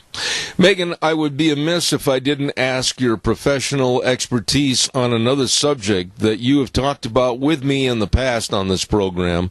And right now it's really rattling the cages of a lot of people that are very concerned about North Korea and the hydrogen bomb and their possibly being able to reach the United States, the potentiality of war. Bring us up to speed as to what your thoughts are about North Korea. Well, on a kind of more of a light-handed note, I wish somebody could just poison his kimchi. We used to do that to radical dictators prior to the Church Commission and our Black Ops. But North Korea is very unstable because their leader is very unstable. He's playing and rattling the war sabers as he has, and as North Korea really has since Bill Clinton gave them the nuclear power to do so. I watched Mattis a little bit yesterday, I believe it was, and he basically said that we will annihilate them. And I was very happy to hear those words. Because at the end of the day, really, what does North Korea produce? What good are they providing the world? You look at their people, and their people have been brainwashed to believe that their dear leader is truly sent from the cosmos. And so you've got, millions of people that have been brainwashed to believe such nonsense and really are not only victims of his regime, but nearly as maniacal as the regime because they are supportive of it. Of course, if you don't support the regime, you'll end up in, a North Korean prison, and no one wants to end up there. But the language that's coming out of this administration, words such as annihilation, can't be taken lightly. And that's truly, unfortunately, what may need to happen. Do you think, last question, and then I'll let you go for this morning, do you think that there will be some arm twisting in the background behind the curtains with the Trump administration to China to stop this before it gets out of hand? Yeah, I think so. Appeasement is not working. Appeasement rarely does work. When we look at foreign policy, specifically of this last administration, appeasement does not work, and something is going to need to be done to either remove the leader through a black operation type of method, and some of those around him that would ascend to his position where he would be taken out. But we need to rely on our, economic allies in that region in order to, move the ball forward and protect. And it's not just our protection. It's not just, worrying about our coast. It's South Korea. It's Japan. The world really is on alert because it doesn't seem as though this regime in North Korea has any sort of, is not going to simply pick and choose their friends and enemies. It seems as though they have many enemies and they're not too concerned about showing force. Absolutely. Megan, you are a blessing to this program. I really appreciate your insight. Founder and proprietor of ReaganBabe.com, nationally recognized political commentator, Megan Barth. Thank you. Please come back soon, and thank you for being on the program this morning. Anytime, Zeb. I really appreciate the time and speaking with you. All right. Thank you, and the same to you. Thank you very, very much. Thank you. Great gal right there. I really appreciate her, Megan Barth. Thank you. Oh, my goodness, I got to get a weather forecast on here. I'm running a little bit late. Well, the weather is brought to you by Phillips, Oaks, Goodwin, Crane, and Company. CPAs that have been providing accounting services to the Mini-Cassia area for well over 50 years. Oh, yes. They've been there, done that, and continue to help. And all the best in tax return preparation, tax planning, business consulting, bookkeeping services, retirement planning. The list goes on and on and on. And 2 locations to serve you, one in Burley, the other in Rupert. Please remember the best. Phillips, Oaks, Goodwin, Crane, and Company. And right now, here's the weather. Here's your weather forecast for Zeb at the Ranch as we get back to work on this shortened work week. And this morning going to be a little bit on the cooler side, but it is going to be smoky and temperatures are going to get up there. Looking at a high of 92 for today under sunny skies. Tonight still going to be smoky, low of 56. And for tomorrow, again, that smoke is going to stick around with a high of 94. If you're wondering where the smoke is coming from all the wildfires over in the Montana area. That is your weather for Zeb at the Ranch. Boy, and there is a lot of smoke out there. I know that a lot of folks with breathing problems, etc., Be careful. Be careful. It's not good out there. It's not conducive for better health by any means. Hopefully it's all going to blow out of here in the next couple of days, I hope. Hey, the weather brought to you by Phillips, Oaks, Goodwin, Crane, and Company. CPAs that absolutely can help people starting a business, a partnership, or business owners that want to hire more employees and expand. Please get a hold of them today. They are the best at what they do. Phillips, Oaks, Goodwin, Crane, and Company, bringing you the weather, and thank you very much. Now, I've asked you before this morning, I'm going to ask you again. I've got some time, and I'd love you to call and give me a call right now and help share the wealth. In other words, I'm asking you to call, and we'll use your voice for a little bit on the program. Mine is about done. It's about toast. This is the first day since last Wednesday that I've said more than 20 words, and that old cold hit me, and it was ugly. So I don't know why in the world a guy would get a cold in the middle of summer. I mean, I've never heard of such a goofy thing, and it really rocked my socks off for about 5 days. So your calls are welcome, 436-2244, 1-866-927-4587. Give me a call. While I'm waiting for your call that I know is on the way, don't forget Ark Animal Hospital. Hello, Dr. Bill. Hello, everybody over there at Ark Animal Hospital, where they have warm hearts for cold noses.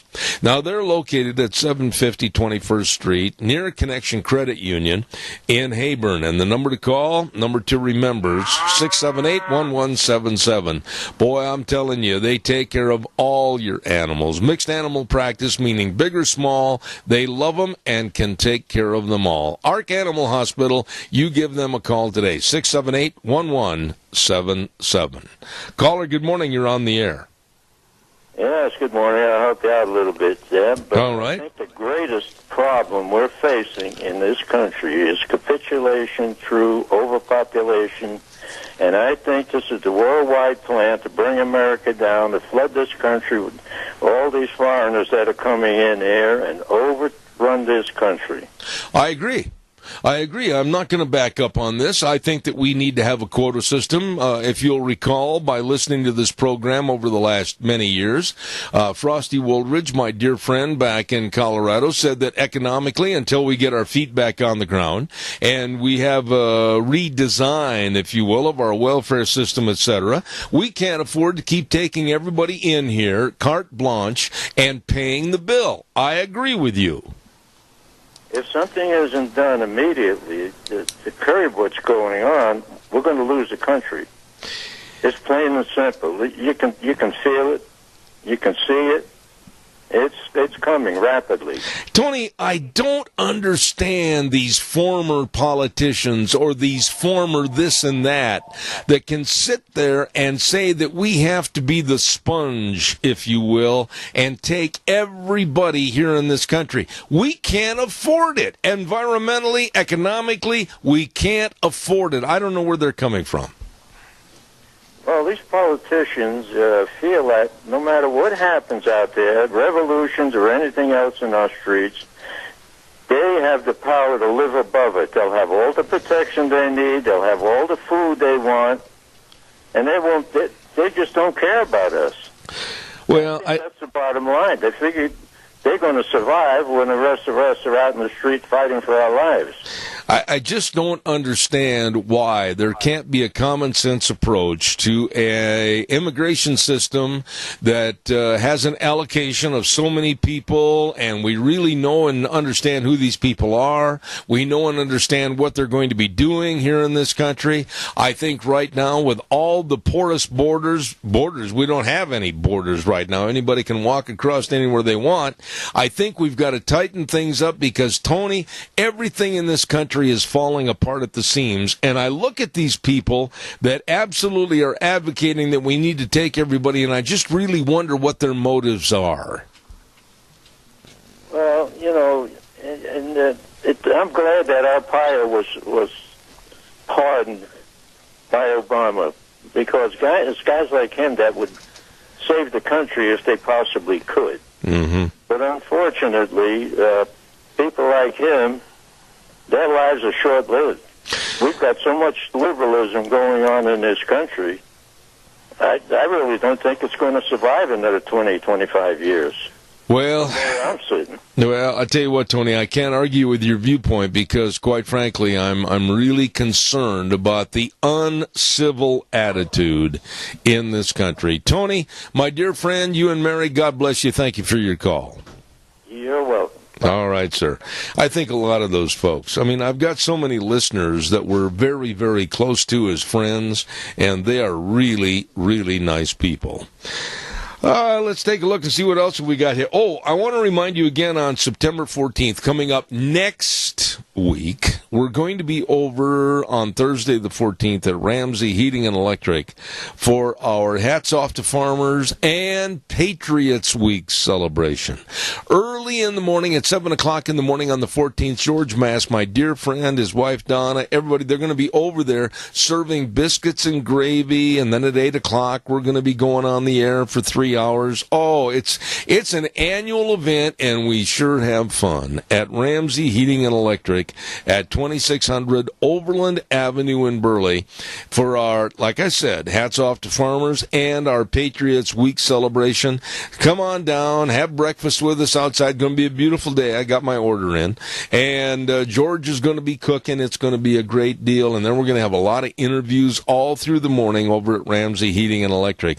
Don't forget it on the 14th. That's Thursday the 14th at Ramsey Heating and Electric.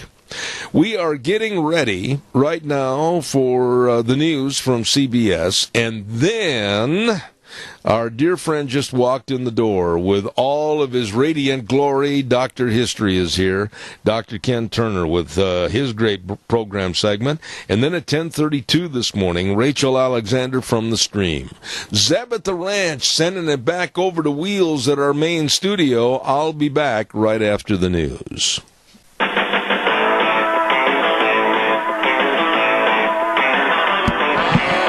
Oh, welcome back.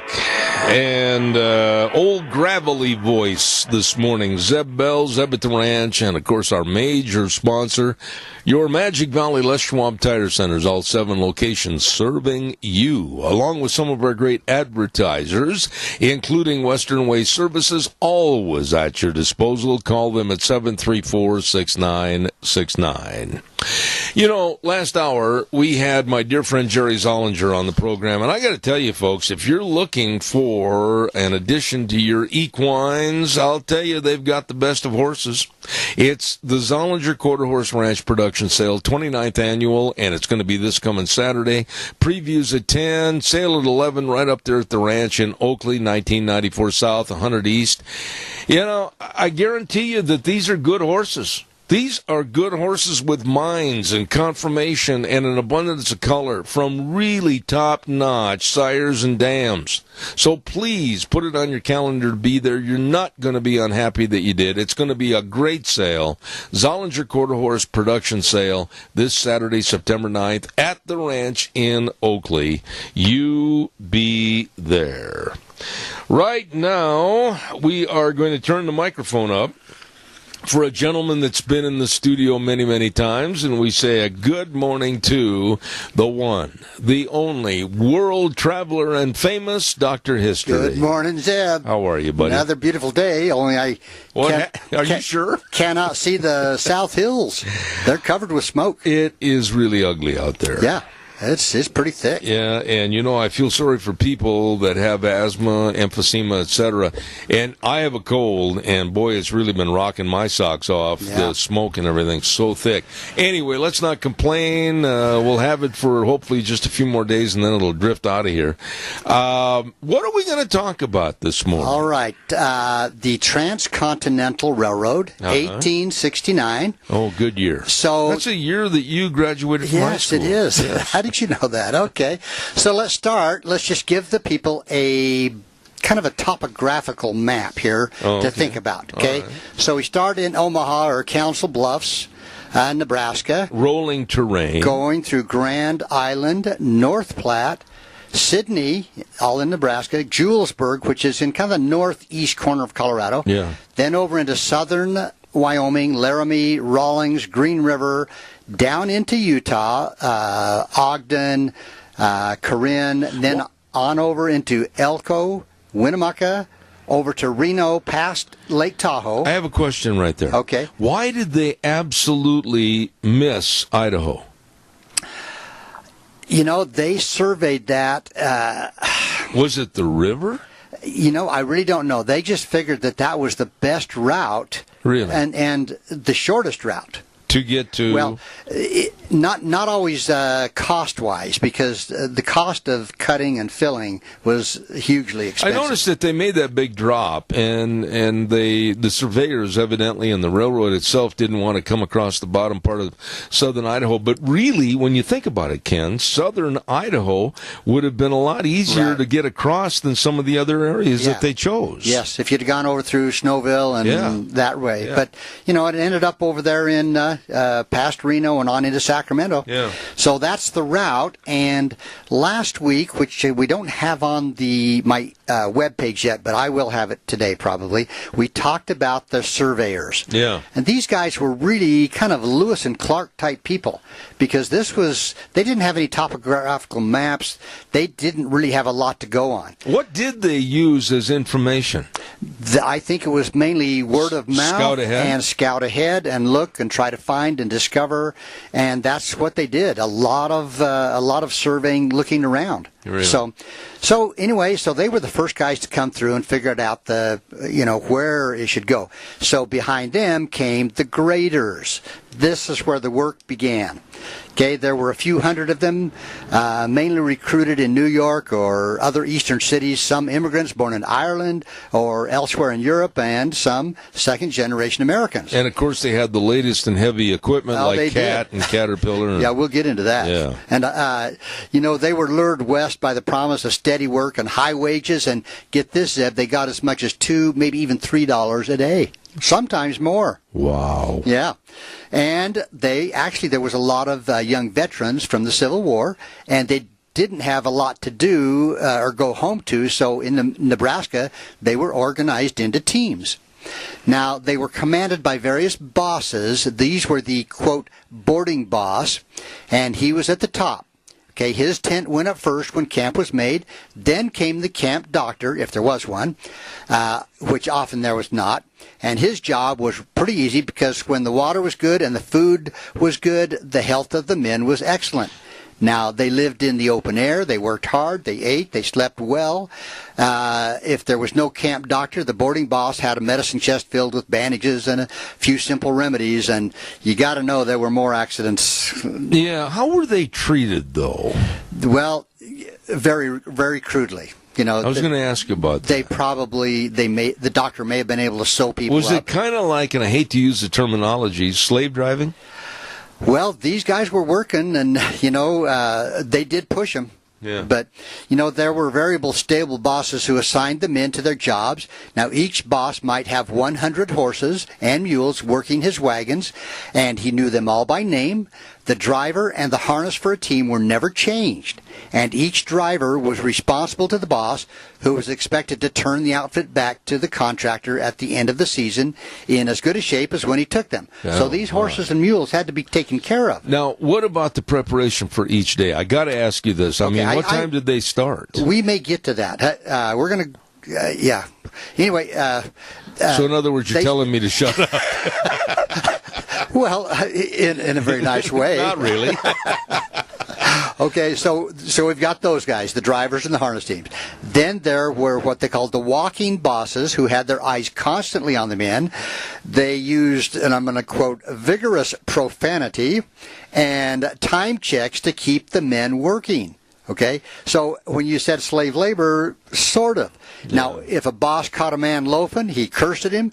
The next time, he cursed in a louder voice. The third time, the walking boss called the timekeeper, gave the man his time, adding for the enlightenment of the others, quote, this is not a Salvation Army, but a grading outfit. In other words, he was gone. Really? If you didn't work... And you're out in the middle of nowhere. Yeah, it's like, okay, where do I go? Yeah. But occasionally the Irishmen went on strike whenever they wanted to, but usually it's because they failed to get their pay. And when the pay didn't arrive on time, these Irishmen kind of got a little ornery. Yeah, now wait a minute there, Doc, and I am going to interrupt you here. Irishmen, it's been known through history, they might get a little pugnacious. That's an interesting word. I think you're right on the button there. Anyway, and you mentioned the work. The men worked with shovels, picks, wheelbarrows, teams, and scrapers. Now, for those who don't know, there was a dump bucket too that would pull behind a horse. He would load up, and then they would get to a certain spot, and they would dump that. Yeah. But the younger men were usually the drivers. The older ones did the plowing and filling. The men in their late teenage years or early 20s were generally the shovelers. Obviously, they were young, strong. But the job of all was to lay out a grade for the track, one that was level with only a bit of curve 2 feet or more above the ground, so it would not be flooded out. And mainly that required digging dirt, filling a wheelbarrow with it, taking it to the grade, and dumping it. Sometimes 2 men used a dump wagon drawn by a horse. Hard work. Oh, man. And how many hours a day did they expect them to work? Was it all daylight hours? For these guys it was, but we're going to get into some that went even longer. Oh, my. So, anyway, they dumped the dirt onto the bare ground. First, the grass and the roots had to be removed and tossed aside, not just turned over. They didn't just put it on top of the sod. So the dumping boss was a man with a good eye and typically an Irish accent. Mm-hmm. He stood on the grade and indicated with his shovel where he wanted the dirt dumped. Okay, he leveled the dirt with his shovel, and under his constant care, the grade grew and just the proper pitch until the top was leveled off, ready for the cross ties. So this is the step before you start laying the ties in the rail. And now promptly at noon, the walking boss called out time. Every man in the outfit heard him, as did the mules and the horses. Everything stopped. Okay? Really? Everything. The animals were unhitched and put to water. Then the men went to the boarding tent, where their appetites made even the coarsest fare taste pretty darn good. And if you've been working hard, pretty much anything's going to taste good, right? Absolutely. And now at 1 o'clock, the voice of the walking boss was heard, and the men went back to work, although after the hearty meal, it took a vast amount of, quote, profanity to get them stepping again pretty good. Now, wait a minute, though. By the time you took the animals, the horses, and watered them, you're going to be looking at a good 15, 20 minutes. Yeah. And so these guys had to really wolf down that food. Right. So the guys with the animals, I'll bet they didn't get 10, 15 minutes to eat. At the most. Yeah. Now, the bosses, it was widely agreed, were not tyrants. The average grader had muscles like steel, could take care of himself in a fight, and generally they ruled with comparative ease, and they got the grade done. These were tough guys, Zeb. These were just wimps. Yeah. But when the bosses couldn't level the grade, the scrapers, drawn by oxen or up to 4 horses, were called in to do the job. When solid rock was encountered on a ridgeline, which coming from the east didn't happen a lot in the Great Plains, not a lot of rock. But when they did, the men used hand drills and stuffed the hole with black powder. Look out. When the rock blew apart, the remainder of the cut was dug out and leveled. Now, a cut was done entirely by hand, and the men would form an endless chain of wheelbarrows. For fills, the dirt was dumped in, obviously. And again, can you imagine the work? I mean, that's a lot of work. Now, at night, after supper, the men would play cards or sing songs such as, and you've probably heard of these songs, Ed, because you're older than me. What was that? Look, here's a song. See, okay, you tell me if you've heard this one. Poor Patty, he works on the railroad. Yeah, it was right there with the Beatles in 1967. You haven't heard of it. Okay, here's a couple others. There's one called Pat Malloy. There's another one called... I have heard that. Have you? Okay. It was in a movie. They sang that one time. Okay, another one called Whoop Along with Liza Jane. Oh, yes. You went to school with her sister. Yes. But anyway, the songs were sung almost regardless of harmony and probably not much in tune. Well, so here we are by mid-October 1865. The graders were up to a place called the Loop River, and preparations were being made for putting in the foundations of the Loop Fork Bridge.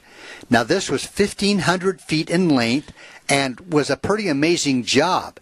The trestles were being made in Chicago in accordance with measurements and instructions laid out by the surveyors. So this was probably one of the first of the really high, long bridges. Where was this at? It's called Loop River or Columbus. Does that sound familiar? They started in Iowa. Then they went to Nebraska. Yeah. I'm wondering if that's not back in Nebraska someplace. I'm not sure. I don't. You bring up a good point here. I was going to ask you about who really followed the schematic. Who was the main boss over everything as far as looking ahead, saying, "Oh, we got a railroad trestle we got to build here, etc." Well, the surveyors laid it out, and then the graders, the engineers, came along. How many miles could they grade a day? That depended entirely on where you were, if you were coming from the west or from the east. I see. So, and we'll get into that a little bit, but and then of course behind the graders came the track layers, but there was no timber and only thin growths of cottonwood, so the immense amounts needed for ties, trestles, and buildings had to be shipped up the Missouri River. They didn't have the right kind of wood. Wow. Now here's a machine that I had never heard about. It's called a burnitizer. Okay, now this was a machine that treated the cottonwood through some kind of a vacuum device that drew out the water in the trees and put a zinc solution in its place. Well, we're talking 1869? Yeah, 1865, right in there. Wow. Now, okay, I'm going to describe this burnitizer. And what it was a huge 100 by 5 foot cylinder sent to Omaha by steamship. By 1866, the company had 3 of these. After the water was drained and the zinc solution put in, the ties were treated and dried. The ties cost 16 cents each to be processed. The Union Pacific saved money in building, but spent a lot more in replacing the cottonwood ties. But by then the railroad was finished, and that was in accord with the general principle of get it done and we'll fix it later. Do you have a picture of that? I don't. Oh. So anyway, some type of Was this some kind of a precursor as to what was used later on, too? It may have been, but it sucked the water out and put the zinc in it. Now, who figured that out? I don't know. But anyway, they got it going. But they were pretty darn smart. They were.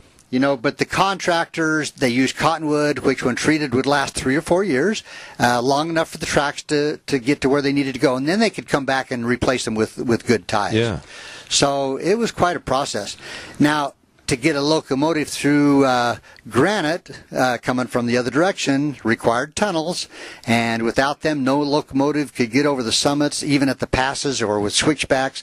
So tunnels through granite had to take precedent. I marvel going up into Oregon, over by Baker, etc., all the tunnels. Oh, yeah. Wow. And to make it happen, a way had to be found, and so early in 1865, the Central Pacific went to work on this unsolved problem, so to speak. Yeah. And as the grading and then the tracks made their way up the Sierra Nevadas, the ground was kept bare for the graders by having half of the men shoveling snow after storms.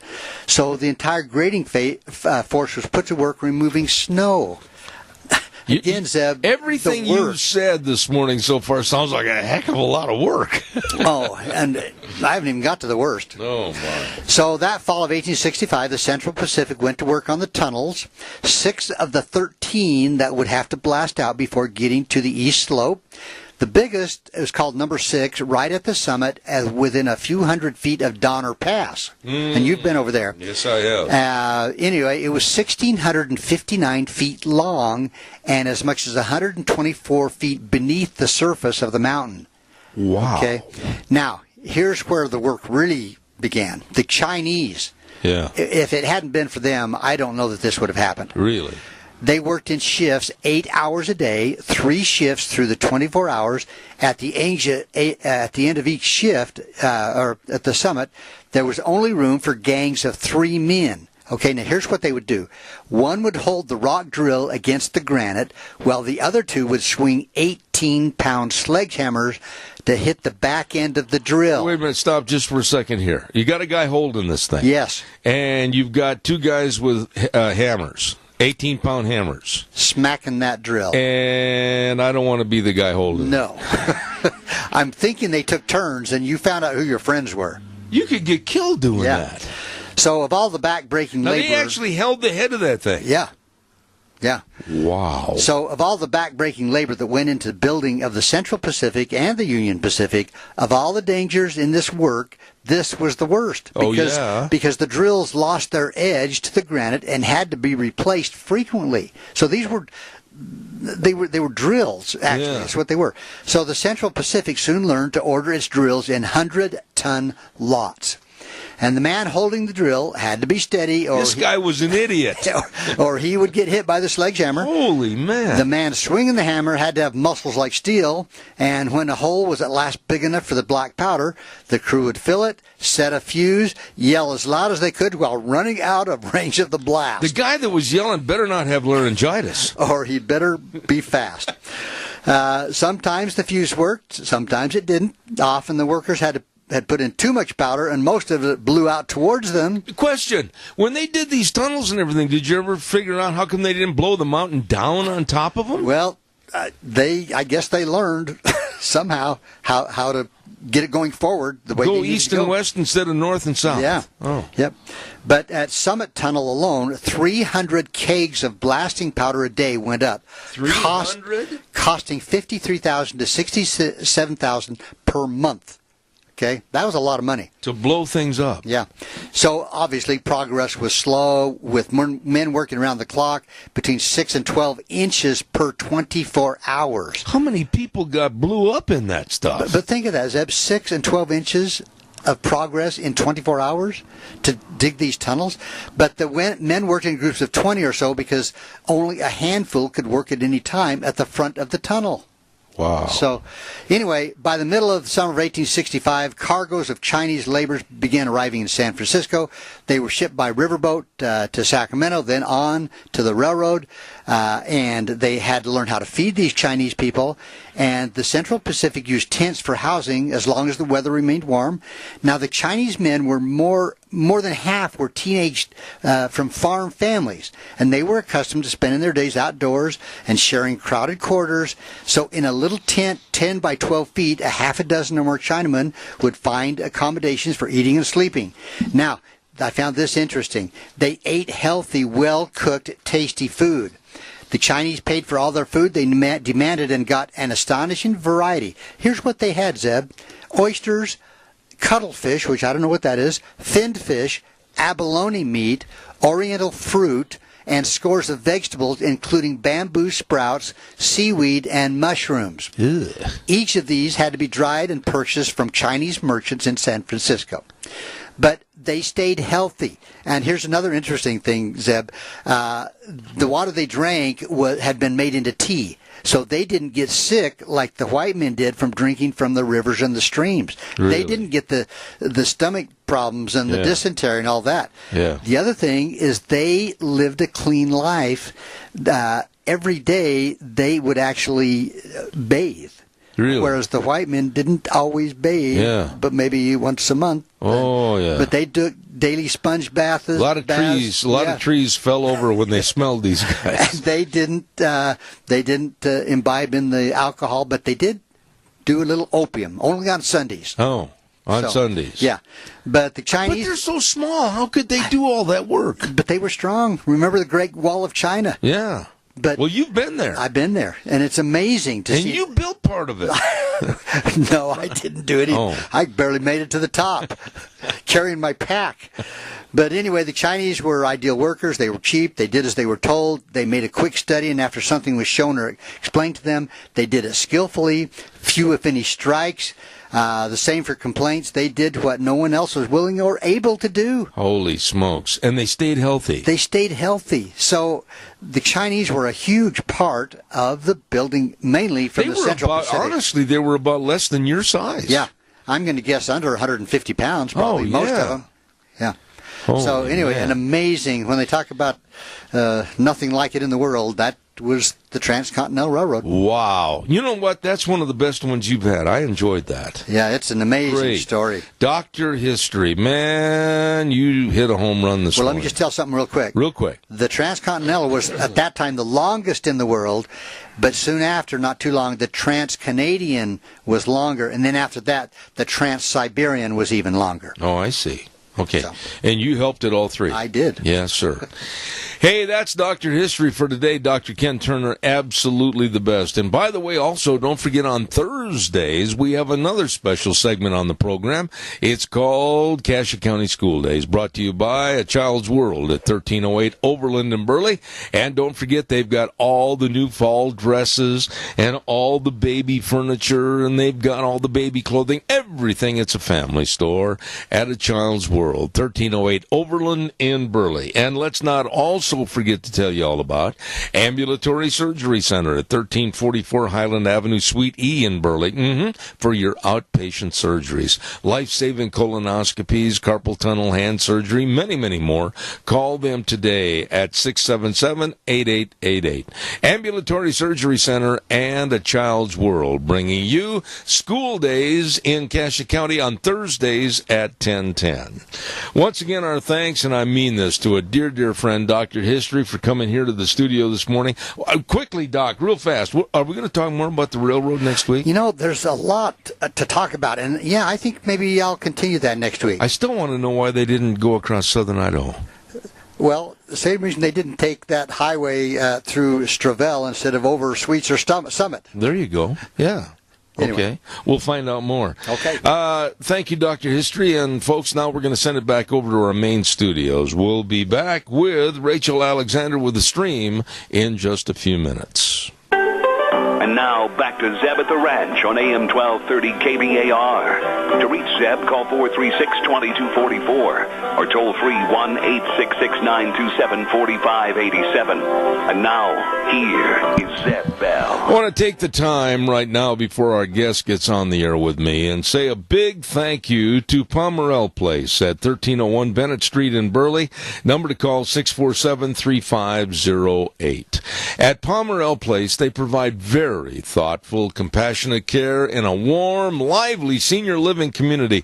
They develop individual care plans to meet the needs of each resident, and they've got a full-time registered nurse available 24 hours a day. And they welcome pets, and they help their residents really thrive by offering activities such as arts and crafts, bingo, exercise classes, and so much more. Please call them and find out more about Pomerel Place, 1301 Bennett Street in Burley, 647-3508.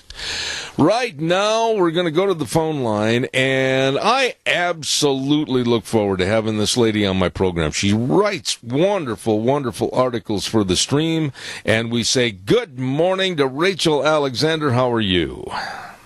I'm doing wonderful. Thanks for asking. Now, you're down in Arizona right now, aren't you?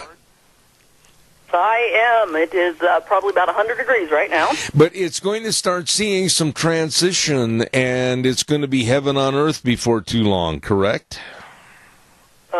Arizona the rest of the year is one of the best places on earth. Okay. Well, listen, tell us a little bit about this effort launched to stop Democrats from blocking Trump's judicial nominees.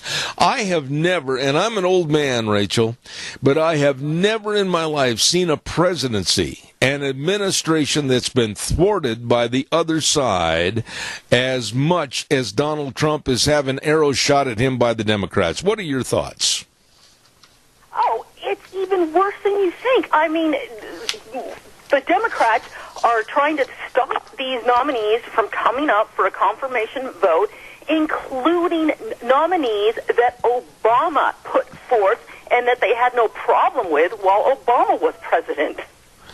You know, why? Why are we putting up with this thing? You know, here we are in the 9th month of the Trump administration, and the Democrats are getting on TV and they're saying, well, he's not getting anything done. And it's because of their knuckle dragging and their foot dragging that nothing is getting done for the constituency in America. What are your thoughts about? I was reading something in your article that just dropped my jaw.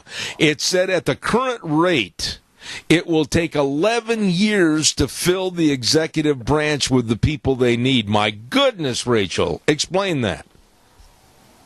Yeah, I mean, basically they're requiring things like, 30 hours of debate per nominee. Even though some of these nominees don't need 30 hours of debate, including this one that had been nominated by Obama initially. They still required that judge to go through 30 hours of debate. There's not enough time. Congress has to do too many other things. They can't find 30 hours per nominee. You know, there are how many vacancies now? I think it's 140 judicial vacancies, and that doesn't even include the, executive branch vacancies. And when Trump took office, there was 105 judicial vacancies. So these vacancies are increasing, and yet no one's being confirmed. Trump has only gotten 4 judges confirmed since he's been in office, and one was Gorsuch.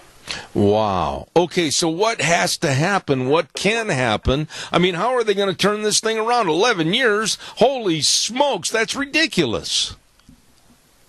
Yeah, so that's why the Judicial Crisis Network and a bunch of other, top conservative organizations are starting this effort. They're going to get the grassroots to push back and tell their members of Congress, look, you need to change these ridiculous, arcane procedural rules that are being misused substantively to stop these confirmations. And these 2 rules that need to be changed are, one, the rule that says you need 30 hours of debate, because you really only need, Senator Lankford thinks maybe, 8 hours at the most. And the other rule, which is called the blue slip rule, which says the 2 senators from a proposed nominee's home state have to give the Senate Judiciary Committee a yay or nay on whether they like the nominee. This was supposed to be just a, procedural thing. It's being used by these Democrat senators not to give the blue slip, so the nominee never is even brought up. Oh, my goodness. I don't understand why we can't adopt a policy to where you sit down, you listen to the guy or the lady that's going up for a certain position, and the minute it's over, you look around to the rest of the group and you say, hey, thumbs up, thumbs down, and have a vote right there. This is absolutely insanity, the waste of America's time. And the Democrats did the same thing to us in 2013 under Harry Reid. So if they did it to us, why aren't the Republican senators changing the rules? The pressure needs to be on these Republican senators to change the rules so the Democrats can't pull this kind of stuff. Because the longer they have their judges deciding these decisions, for these empty seats, taking the rest of the caseload, a lot of these judges are Obama's, stacked nominees, because he put so many liberal judges in when he was in office, that we're having thousands of decisions decided by liberal judges that really should probably be decided by conservative judges. Can this, with your research on this article, can it be cleaned up, or is this a cesspool that's going to be with us? You mean this situation with these 2 rules? Yeah, I mean, why can't there be some expediency? Why can't we get through all this garbage? Why can't we give a simple thumbs up, thumbs down? Why do we have to listen to the Democrats? The Republicans have the power. Why can't we, honestly, my feeling, railroad these people through and just say the heck with it, this is what's going to happen? Because we have old guard in the Senate. You have these people who are like John McCain, who are so used to compromising with the left. They've made their backroom deals. They've said they're not going to give in on certain issues. That's what's going on, and we need to clean those people out. We now have people like Senator Jeff Flake, who said when he ran for office he was only going to serve 2 terms and then not run again, and he lied, and he continued to run for office and stay in office, and now he's one of the worst moderate sellouts in the Senate. I just honestly think a lot of Americans like myself, they can see the bottom line. They know that the left is absolutely tied into the Antifas. The left is tied into resist at any cost. The left is tied into Hillary. We're going to do everything we can to upset the Trump apple cart. And I'm not very optimistic, to be honest with you, Rachel. I think we're in a world of hurt with the Democrats. Absolutely. They still are in power. And the Republicans have conceded that to them. You're correct, because if you look at it, it's just even though the Democrats are in a minority in Congress, they're getting their way by being able to stonewall all the legislation. All they do is they just grab a couple of moderate Republicans with them, or they have a rule that says, Republicans need 60 votes instead of a simple majority. And so they're basically able to stop things like building the wall, repealing Obamacare. And unfortunately, you've got these old guard, moderate Republicans in the Senate, in Congress, that just go along with them. I am really afraid if, with all the world's problems going on today, whether it is North Korea wanting to kill us, blow us up, or whether it's Iran wanting to kill us, blow us up, and here we're doing this absolutely childish kindergarten attitude of slowing things down so we can't better work for the American public, every single one of these people should be tarred and feathered. Well, they should, and they need to be taken out of office. And I'm glad to say, here in Arizona, people like Jeff Flake have gotten a very credible challenger, Kelly Ward. There's a really good chance we're going to get rid of him.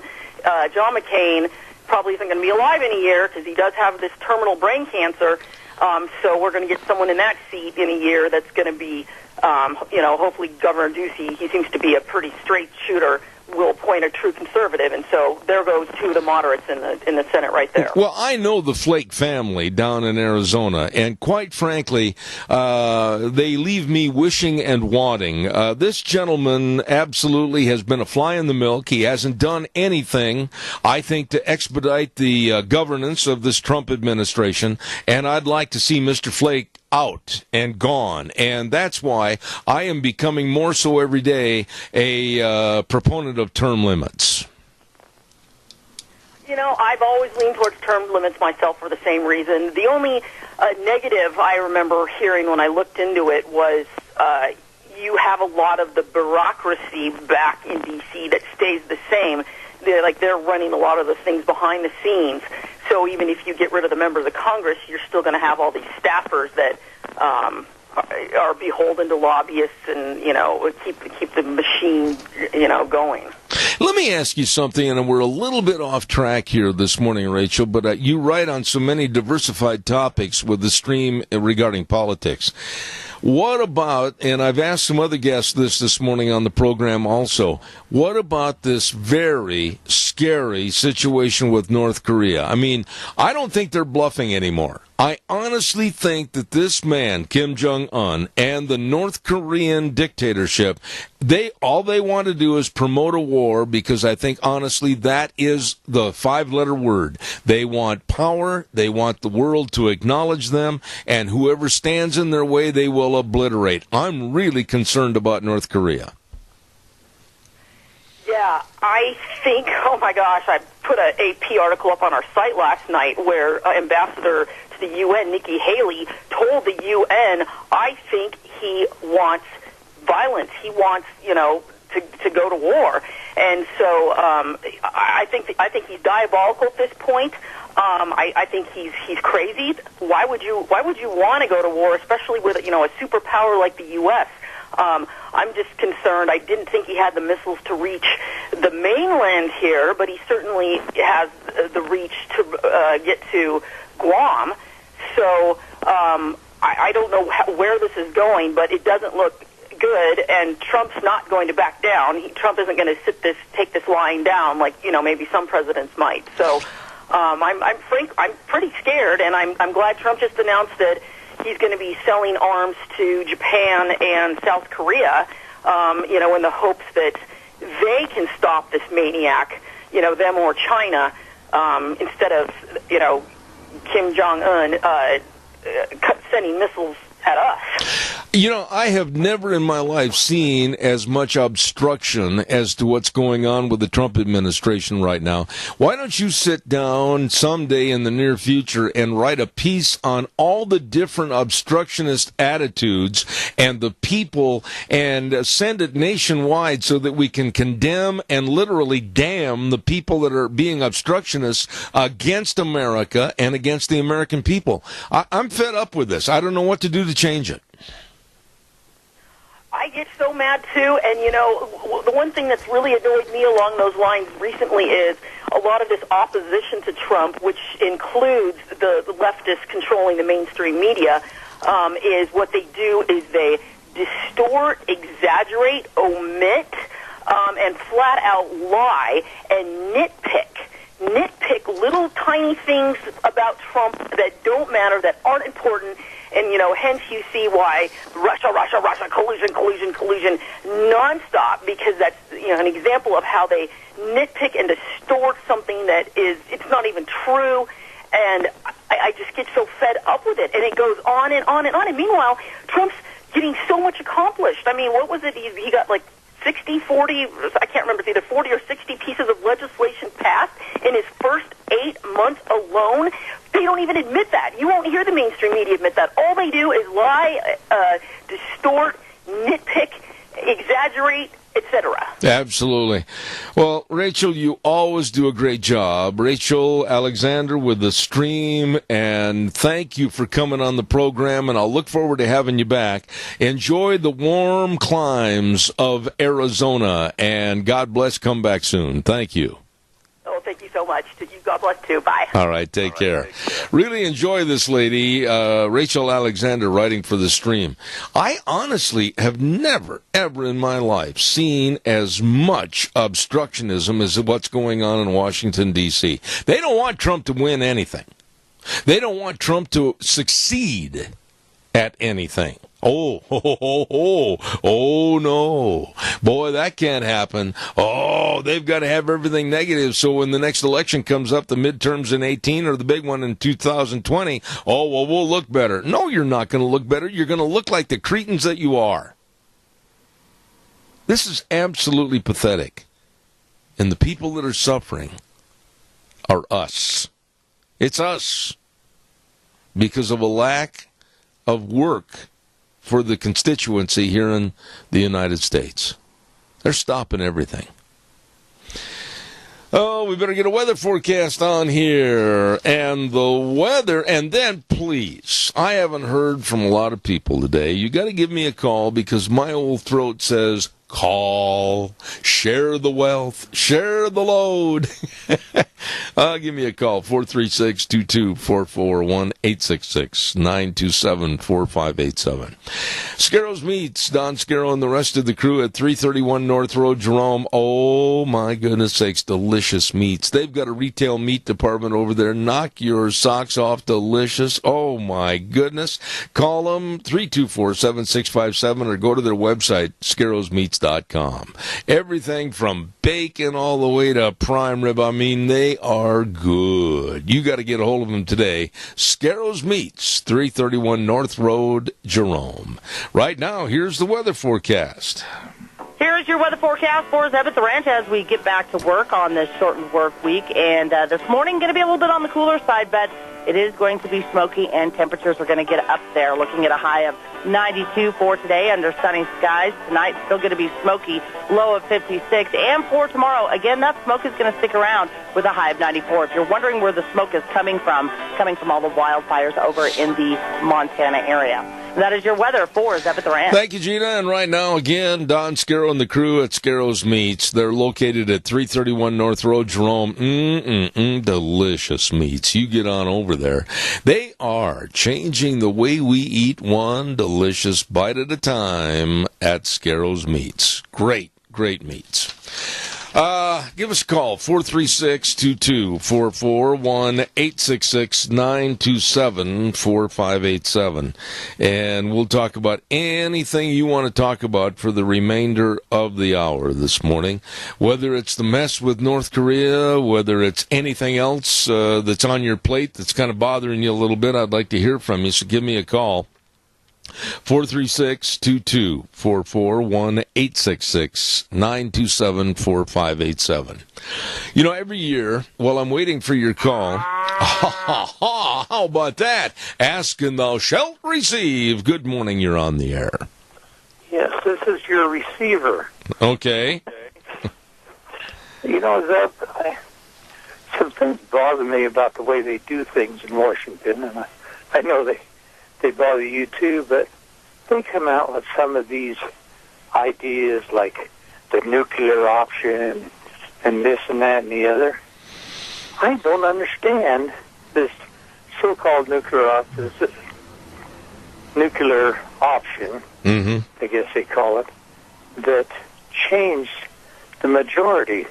Can you enlighten me on Well, I'm not going to say that I know everything about it. All I know is that they don't have to be messing around with the Democrats and playing their silly little game of elongating and taking things down a long trail and nothing getting done. If the Republicans would use the option of saying, okay, it's going to be 50+1, we're going to get it done, this is what's going to happen, we're in power, we're not going to sit back and wait for all this griping and complaining. But no, they're capitulating to politics.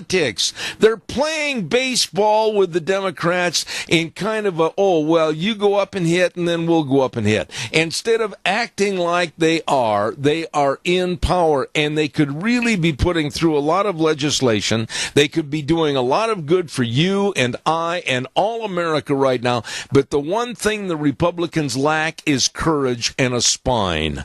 I am absolutely not going to say anything good about the Republican Congress. I'm not going to say anything good about the Republican Senate. I think that they are knuckle dragging and they're not doing their job. They have the opportunity.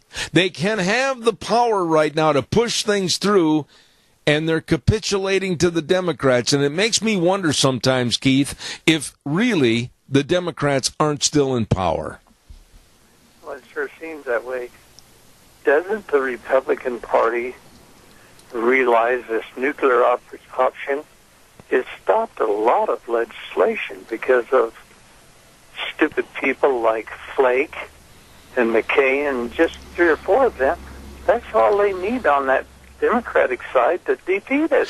All I'm saying is that I don't think in your lifetime, and not in my lifetime, will there ever be an opportunity for a conservative voice to prevail, for conservative thought to prevail, for things to stop being in the gutter right now like they were for the last 8 years with the Obama administration. We've got a chance to change things for the better, and the Republicans are too cowardly to get the job done.